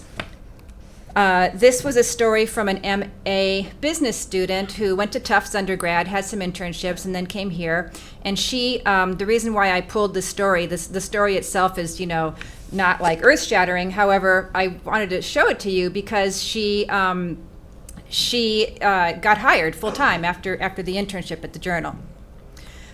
Here's another story. I got an email yesterday from the Ground Truth Project drawing our attention to this story on Frontline. It's a joint project with Frontline, and when I called it up, it was a J School grad. Katie Worth was an MA business reporter from a few years ago. Actually, she may have been politics. But Ground Truth Project is a news organization that is founded by a J School grad, Charlie Sennett, and he does a lot of partnerships with different organizations. And this story is from The Trace, which is one of those digital-only sites that does magazine-style journalism, and the focus of The Trace is guns and gun issues. And so Sean was a career changer. He was actually working as a web editor at the School of Public Health here at Columbia when he decided to do the journalism program. And so he went to Flint to do this big story.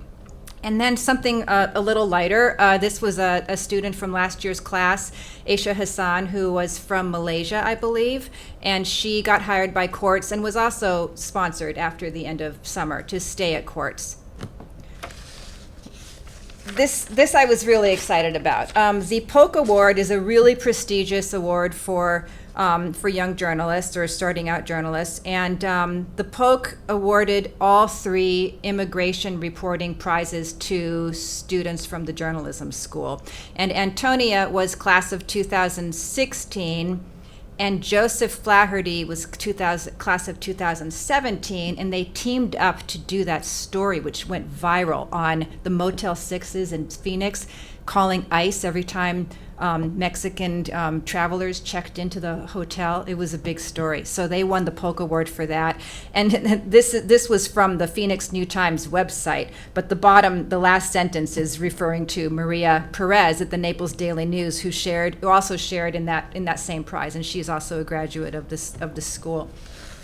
So I thought it would be helpful just to show you some trajectories of students before and after Columbia to give you a sense of what this school does to people's careers, or for people's careers, I should say. Alexandria was from Cal State Fullerton. She was a reporter at a tiny weekly paper in California, and she was doing great work, but she was having trouble getting the next job, so she came to Columbia, and she got an internship at the Miami Herald. She's fluent in Spanish, and then after the Miami Herald, she saw a posting for an education reporter job at the Asheville Citizen Times, which is a Gannett paper in the northwest corner of North Carolina, and she took that job, and she has had a fantastic time there. As soon as she got there, she said, I want to report on the opioid addiction problem, and they let her do a big series on covering 3 states, in which she did a series on the effects of the opioid crisis on babies, and she was doing a lot of hospital reporting, and anyway, it was a really good story. Sarah went to Berkeley. She was a fixer in Turkey, and she came to Columbia then and was hired to be a 9-month trainee at Reuters, and now she's a full-time employee at Reuters. Anade was from South Africa. She was an assistant at a small documentary company, came to Columbia and got the Al Jazeera UN fellowship, and then was hired full-time. Anna was working for a bunch of small, some newspapers in Russia, not getting fired, but sort of losing her job as each one got shut down by the government and moving on to the next paper. And so she came to Columbia and got that summer internship at CoinDesk, and they sponsored her. This is a slide that shows you some career changers. A big group of our students are career changers, like Deanna, who went to the Washington Post. Brian had 10 years experience selling townhouses in New York City. He had no journalism experience whatsoever. He went to college in Washington, D.C. He came to Columbia, and he got a 6-month fellowship or internship at Business Insider. And Business Insider is really popular with our students. It's really growing. We love it because their internships are 6 months. Jamie was a part-time associate producer in Houston way back when, a long time ago. And then she became a teacher. She went into teaching, and she was a teacher for quite a while. Then she decided, I miss journalism. So she needed to sort of right the ship, and so she came to Columbia, and now she's a full-time on-air reporter in Illinois. Andrew worked in the 7th Fleet in Navy intelligence, and he had no journalism experience, although he was very well read. And he came to Columbia, and he went to South China Morning Post for an internship, which is what he really wanted to do. The South China Morning Post is popular with our students. It's written in English, and the editors are really good. And then he is now currently doing the Columbia Journalism Review Fellowship, which is a year-long associate editor type of position. And Tori was working in a nonprofit, event planning, nothing having to do with journalism whatsoever, although very much of an interest in international affairs, and she spoke French. So she came to Columbia, and she got an internship, a pretty low-paid internship at Agence France Presse, but then she was hired full-time. So that's kind of what I wanted to show you. Oops, one more slide. This one's exciting too. This is recent undergrad. So the other big group of our students are students coming straight from undergrad, no gap between graduation and then starting J School in August. Jennifer was at the Daily Cal and at Berkeley, and she came to Columbia and then got an internship at Splinter, and then actually a second internship at Slate, where she is right now. And that's not the most unusual pattern, to just sort of hop from one internship to the next for like 1 or 2 times, and then getting a job. She is an international student, so she has a bit of a challenge too. Catherine was the editor-in-chief of the Haverford paper, and she had an internship or 2 in between her summers of college, but nothing. No professional, newsroom experience. And then she came to Columbia and then got hired at Bloomberg, where she still is. Jing was at Yale. He was an international student who needed to get sponsored very badly, wanted to get sponsored. He came to Columbia, and he had no journalism experience, but he had a really good eye. He was more of a videographer, filmmaker.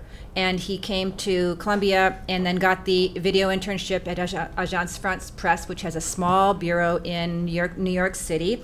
And then he went to the Christian Science Monitor because they love our international students. It's a very diverse and very international newsroom. It was an international focus. And they made the decision to sponsor him, so that's where he is. Katrina was the news editor at her student newspaper, came to Columbia, got hired at CBS News, and now is in a longer, like a year-long or 2-year-long fellowship. So that's what I wanted to show you. If anybody has questions about any of this, please step up to the mic. I can answer some questions about jobs. If there's time. There is time, right? Okay. Hi, my name's Justin. Yes. I'm from Connecticut, but I studied undergrad at Carnegie Mellon. I'd be interested in hearing about the geographical distribution of graduates from the program. After or before? After. Where do they tend to wind up in the world? Okay, I would say the majority end up in New York, the East Corridor. Some students do express a real interest in getting out into the country, going to some other state and working, but I would say the majority are here, which sort of, feeds the impression that all the journalism jobs are here. A lot of the digital jobs are here, and a lot of the social media, type of jobs are here, so a lot of students do stay in New York. But, a lot of students go to Atlanta, that's where CNN is, Miami Herald. They do disperse, but I would definitely say that it's mostly New York. Thank you. Hi. Can you speak a little bit about how you work with students coming out of the MA program that already had previous experience going back afterwards? We work with the MA students really closely, just the same as we work with the MS students. The MA students who have worked, which is most of them, that's kind of, you have to sort of be a practicing journalist. This group tends to sort of not be super interested in the whole internship season, but a lot of them are, because the Washington Post, New York Times, Wall Street Journal, Bloomberg, their internship programs are so such good experiences, and they really set you up for the rest of your career. And also, you have a chance to be hired. That a lot of our MA students jump right in and apply for those big programs. But it's a personal decision. We also have a group of MAs who are so immersed in the academics of this program, because it's really intense. There's a ton of reading, that they don't raise their head to think about the job market until the expo, basically, which happens at the end of March, early April. So there are definitely a group of MAs that are looking for full-time jobs and need sort of the summer to find a full-time job. A lot of the MS students are not looking for full-time jobs. They're definitely in the internship zone, applying like crazy for all the internships. But the MAs, we understand, are oftentimes looking for more senior positions, and it takes a while. Does that answer your question? I think so. Okay. Thank you. Hello, Gina. My name is Anna. I'm from São Paulo, Brazil. And I'd like to ask you, after graduating here, for these internship programs, do you see a difference between American citizens or international students, like I was supposed to be, to get these jobs or these internships? Do you feel it's more like the American ones or the person? The international students and the U.S. citizen green card holder students here have completely different challenges, but I would say the international students have to try twice as hard, apply to twice as many jobs to end up in the same place. And that's just the reality. What you bring to a job, your language skills, is so valuable to so many employers. Nevertheless, it's really hard for a company to find a company that will sponsor a student. So many of our students, our international students, will look into the O visa and other kinds of visas, or maybe a STEM visa, which you get if you do the data program. It's a longer visa, and that extra time just gives you more time to find a company that will sponsor you. So it is definitely harder. I would say most international students eventually do go home, but many students do arrive here, and we understand, and their goal is to find somebody who will sponsor them. And honestly, that's why we start talking about business journalism and tech like really early in our conversations with you, because Bloomberg and Wall Street Journal, they're sort of agnostic. They don't really care where you're from, as long as you have the goods and are the best at the job. Thank you very much. Hello, I'm David. I'm from Denmark. I was wondering, people who take the documentary specialization, where do they end up? Well, the documentary students are staying for the following summer, and so they are in these statistics, actually, but they are, so the documentary students are included in the statistics that I showed you, but they graduated with all their friends in 2017, because they took until like August or October to graduate. And they get jobs at ABC, NBC, into news associate positions, or they're freelancing, or they're working in documentary film companies. The broadcast world is, I will say, a really hard nut to crack if you're an international student. The big broadcast companies don't sponsor, and so it's sort of a bigger challenge for international students in the documentary program. Okay, thank you. Any other questions? Okay, thank you. Well, good luck with your decision.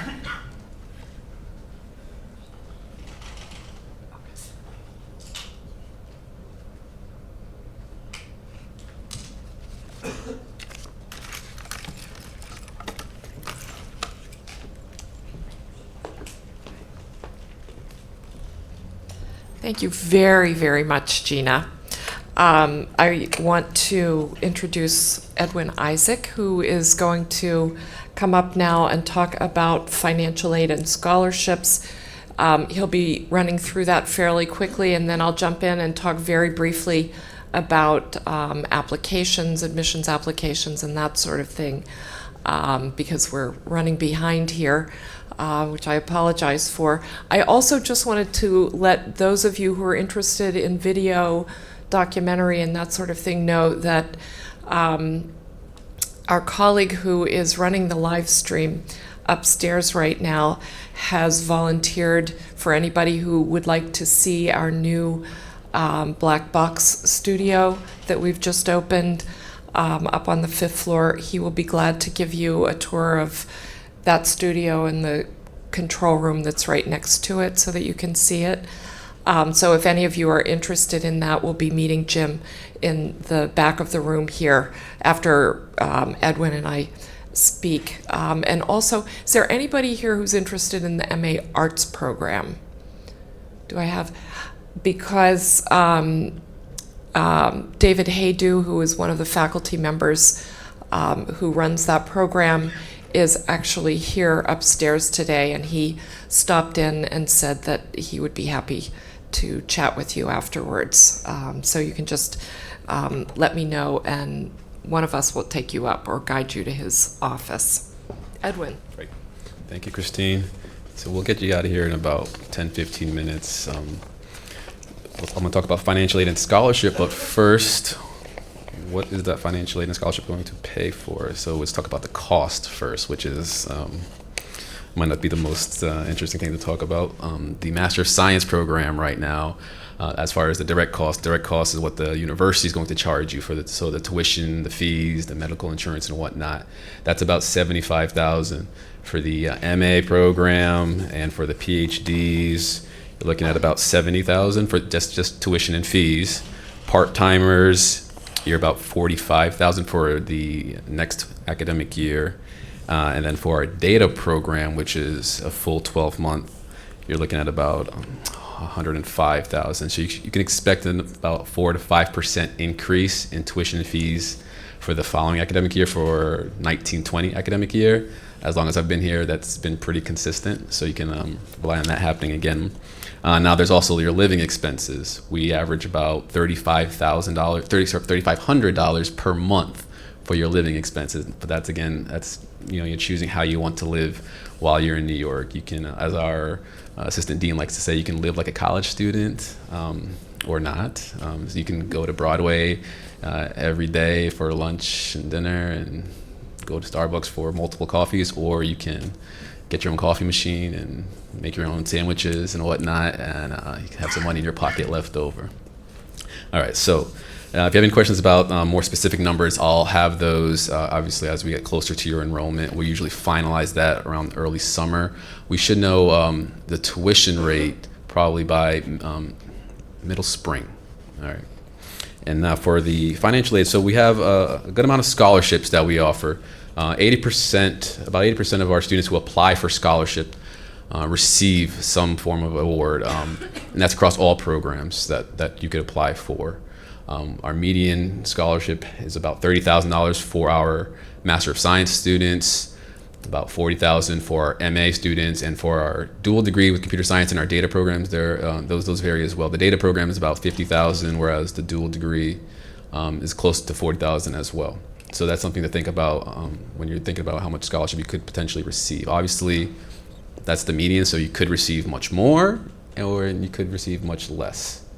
Okay, another form of aid that we're able to give to our degree-seeking students is federal aid. The federal government only offers loans, and that's one form is called an unsubsidized loan, and the other loan is a federal graduate plus loan. The unsubsidized loan is a maximum of $20,500. For our part-time students, it's actually $41,000 for the first year, an unsubsidized loan, which is usually at a lower interest than the graduate plus loan.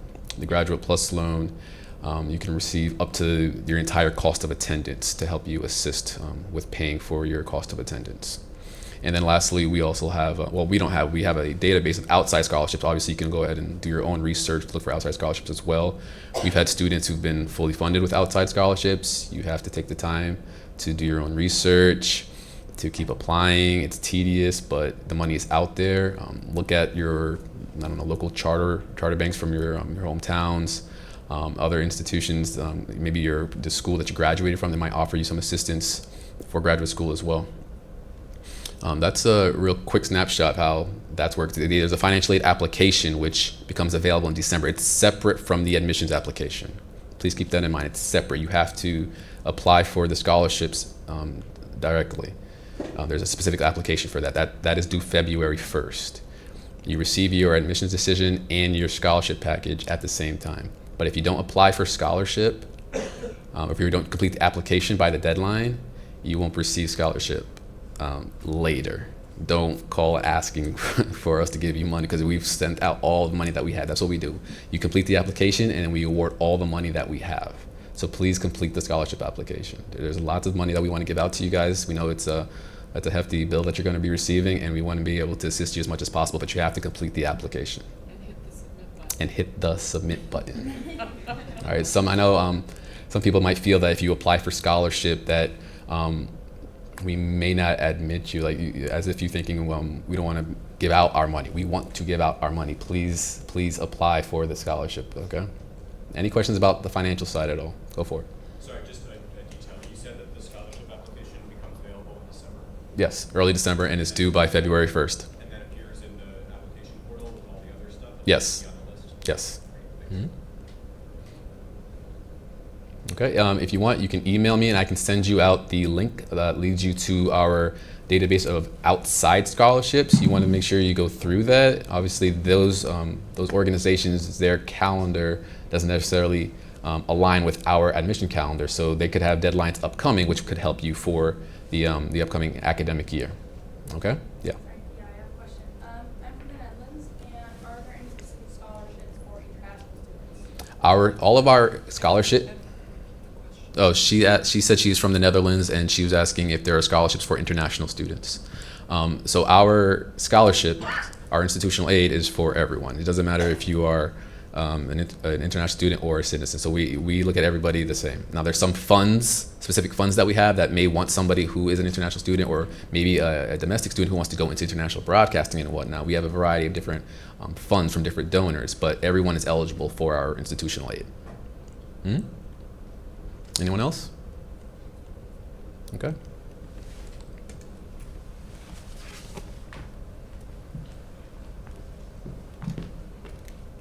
Thank you, Edwin. I'm going to add one more thing for international students, and that is, no, that's Gina's name. You can see we get confused about who we are here. To go back to international students, check to see if your governments offer funding. I don't know offhand about funding from the Dutch government, the German government. The DAAD offers scholarships. Fulbright is U.S. government funding. Please go to the Education USA offices in your country. They will help you with those applications. You can also go to the Fulbright or the IIE website to get information about Fulbright funding. There is USAID funding. There is Soros funding, depending on where you're from. The Scandinavian governments do loans for students who are studying, Scandinavian students who are studying outside of the country.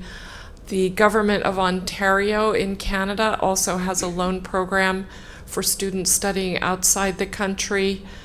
The government of Kazakhstan also has full scholarships for students studying outside the country.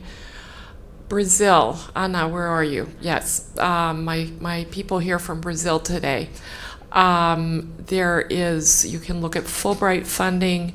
You can look at the Lemon Foundation funding. You can also look, there's another foundation called the LIM Foundation. For other countries in South America, Chile, check in with Becas Chile. Same thing for Argentina with Becas Argentina, Becas Peru. So check for government funding there. Same for the Mexican government. So there are a lot of possibilities. Start looking now. We encourage people to start doing their financial planning before they even start thinking about the admissions application, because actually the hardest part is sorting out your finances, and you want to be prepared once you're admitted. Admissions. What are we looking for in students? In general, and I think that Professor Cross and Professor Goldman covered this already earlier. Very quickly, we are looking for good writers. You don't have to write perfectly, but we are looking for good writers. You're going to become a much better writer once you come here. We're looking for people who have qualities that we think make a good journalist. So curiosity, persistence, determination.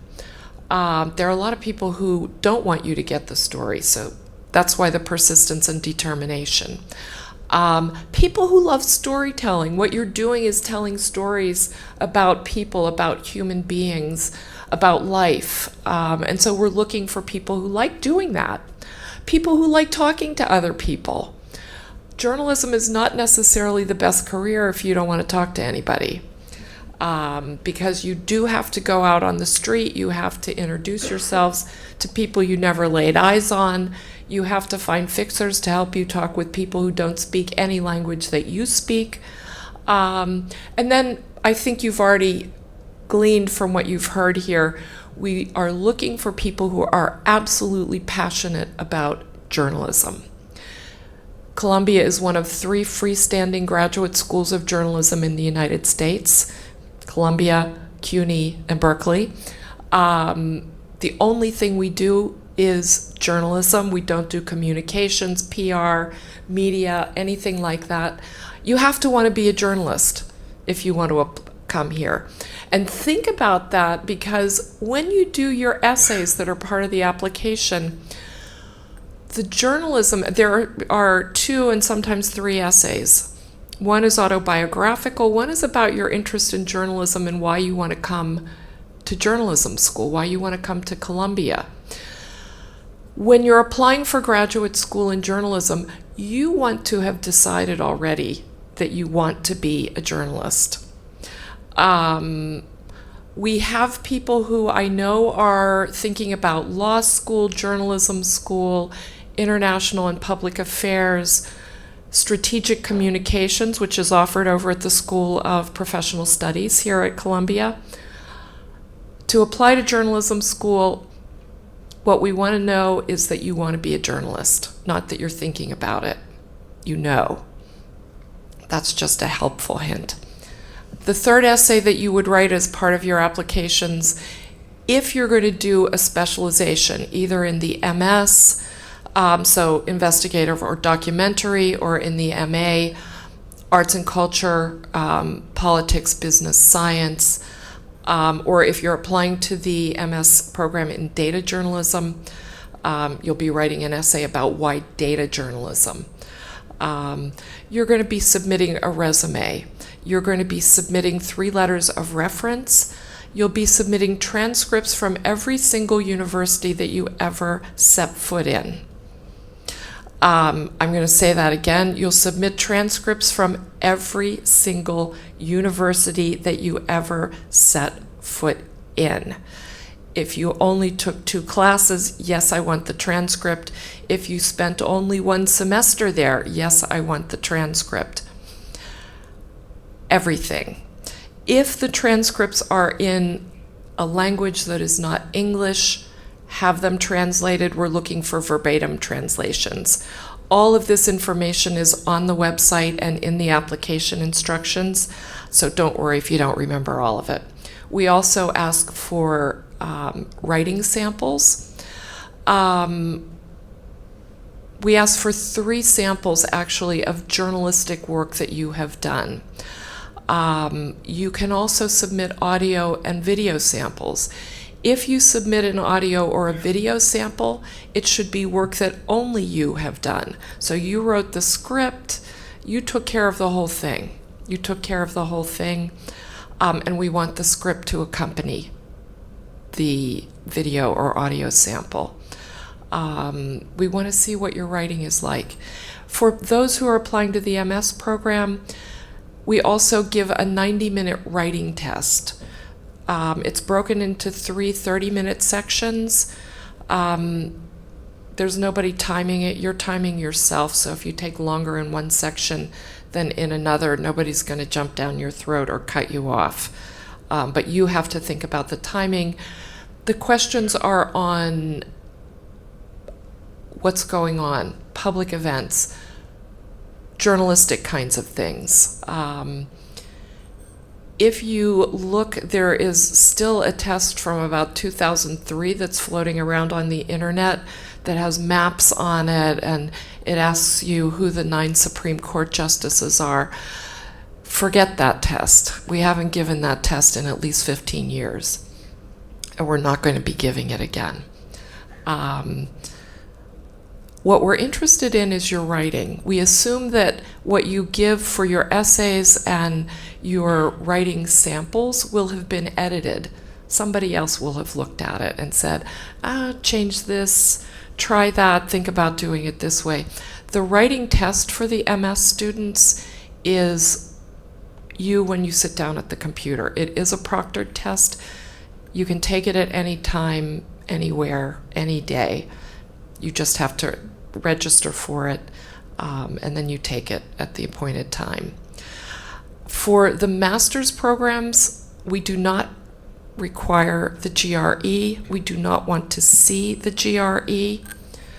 The faculty are allergic to the GRE. Scores on the GRE do not show definitively in any way, shape, or form, despite our interest in data, who's going to be a good journalist. So don't send it. Spend your money to send it to the schools that do require it.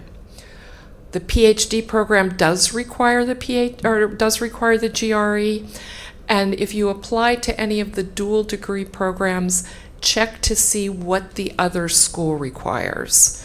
So if you're applying to the dual degree with computer science, then you do have to submit it.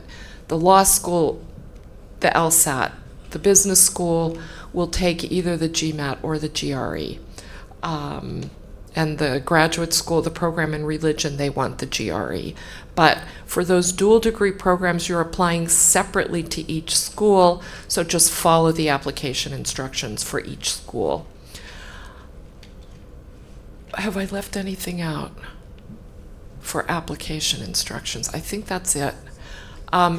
If you do not speak English as your first language, and if you did not attend your entire undergraduate program at an English language only university, then you must take either the TOEFL or the IELTS. TOEFL is the American test, the IELTS, the British Council test. Okay, that is admissions in a nutshell. The application deadlines, check on the website. Generally, our MS and PhD application deadlines, December 16th. The MA application deadline, January 9th. The dual degree with computer science is January 15th. Okay, I've got 5 minutes for questions. Anything you have a question about, and please go to the microphone. For the resume, are you looking only for experience that's relevant to journalism, or do you want everything? Your standard resume. We want to know what you've been doing. Yeah. And as Gina mentioned, and as several others mentioned, we have people who come here after long careers in other areas, after short careers in other areas, but we are very interested in seeing what you've done. Yes. So I realized there would be some very distinct trade-offs to asking for a letter of recommendation from someone who does not speak English as their first language and who might actually write better in their native language. And so I'm just curious, is there the option for applicants to request a letter of recommendation written in the writer's native language and then to have a verbatim translation? Is that something that the committee would accept? Yes, that is possible, and then in that case, we want both versions of the letter of reference. Yeah. Okay, thank you. Hi, so I'm interested in the Master of Science because I'm not very conversant with the journalism industry. So if in that case, how should I approach the requirement of journalistic samples? Could I substitute it with academic writing, or should I attempt at a piece of journalism? Great question. Yes, you can use a piece of academic writing. A couple years ago, we had a guy who applied who had been working at Goldman Sachs. He had absolutely no journalistic experience, had never written a journalistic piece in his entire life. However, what he had been doing was writing country and fund evaluations for Goldman, for their clients. What do you have to do that kind of writing? You've got to do reporting, you have to do research, you have to do analysis, and you have to synthesize, all of which are things that you do as a reporter. So he was able to use things like that. You can use a blog. Opinion blog, forget it. However, a blog where you're really making comments about what's going on, following particular news strands, things like that, that can be interesting because that shows us something about your interests as a journalist, and it shows us something about your writing skills and the way you're communicating with an outside audience. So that's possible. And there are a couple of other different things that are possible.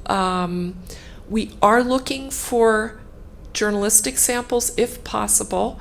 So I also suggest, depending on where you live, there are local news organizations and frequently local newspapers. So like the West Side Spirit, the Brooklyn Eagle, if you're here in New York City, the East Sider, there are papers up in the Bronx.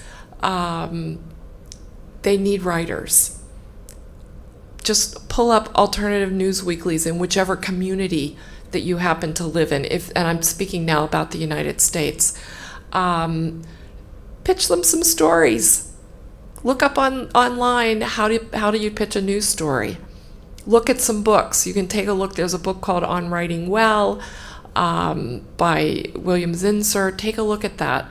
It gives you information about that, and give it a try. It doesn't hurt to find out whether you actually like doing this. Just a follow-up, should those pieces have been previously published?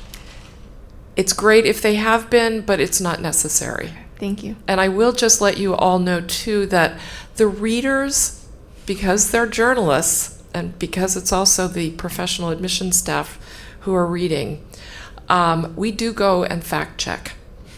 So we go, we dig around, we compare what we're reading.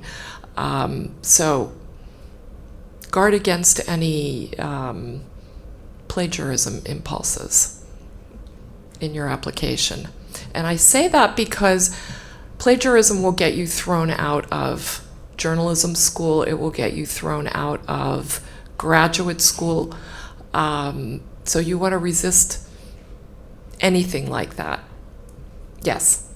Hi, this isn't a strict admissions question. I wasn't sure the best point to ask, but I wondered if there were any options, childcare options for students with young children offered by Columbia. Childcare options for students with young children. We do have students who come here who have young children.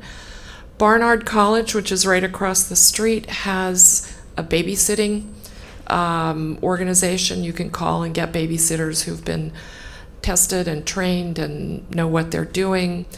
There are nursery school programs here in New York City. If you look on the work-life section of the Columbia University website, you will also see information about childcare resources. All right, great. But I will say that bringing young children, actually bringing children, period, it requires serious advanced planning. And you need to have a backup for yourself, because you are going to be, this is a full-time program, or all of these are. You will be working like a crazy person. I hope that, you know, there will be somebody else there to back you up in addition to the babysitter. Yeah, thanks. Hi. We didn't speak too much about the part-time program. I think it's a much smaller amount of students who do that. I think it was like a third. Actually, the part-time program, we take 32 students in each year in May. And at any given time, there are about 60 students in the part-time cohort. So it's about half the size of the full-time cohort. Do you feel their experience is as robust and impactful doing it in a part-time way? And are you as close to your peers? That's a great question. And I actually think that in certain ways, it can be even more robust because you're here for 2 years. So you're here for 6 consecutive semesters. And so you have more time to take advantage of the speaker series here at the journalism school. You have, for instance, for the Career Expo that happens at the end of March every year, part-time students volunteer as assistants. So they get to see the lay of the land, so that then when they are doing interviews as part of the Career Expo, they already know what goes on. They also have opportunities to do internships, the paid part-time internships that Gina referred to. And I think if you look on the website, you'll see some examples of part-time students who have had fabulous internships with CNN, some of the other networks, some of the New York area news organizations. So you have basically twice as long to develop your network and your contacts. Was the pricing, did you say 75 and then an additional 40 for part-time? Well, the 40 was cost of living. Oh, for cost of living. And one other quick question. Can you submit an audio clip, like a radio audio clip? Yes, absolutely. That's very welcome. And we want the script that you wrote for it. Okay. All right, thank you. Sure. We have a question from the live stream. Nia would like to know what we look for in a letter of recommendation. Thank you for asking that question, Nia. That's actually it's an important question. What we are looking for is people who have supervised your work. So people who have either been your professor, they've given you a grade in class, or who have supervised your work in the workplace. So they've been your editor, they've been your supervisor, they did your performance evaluation.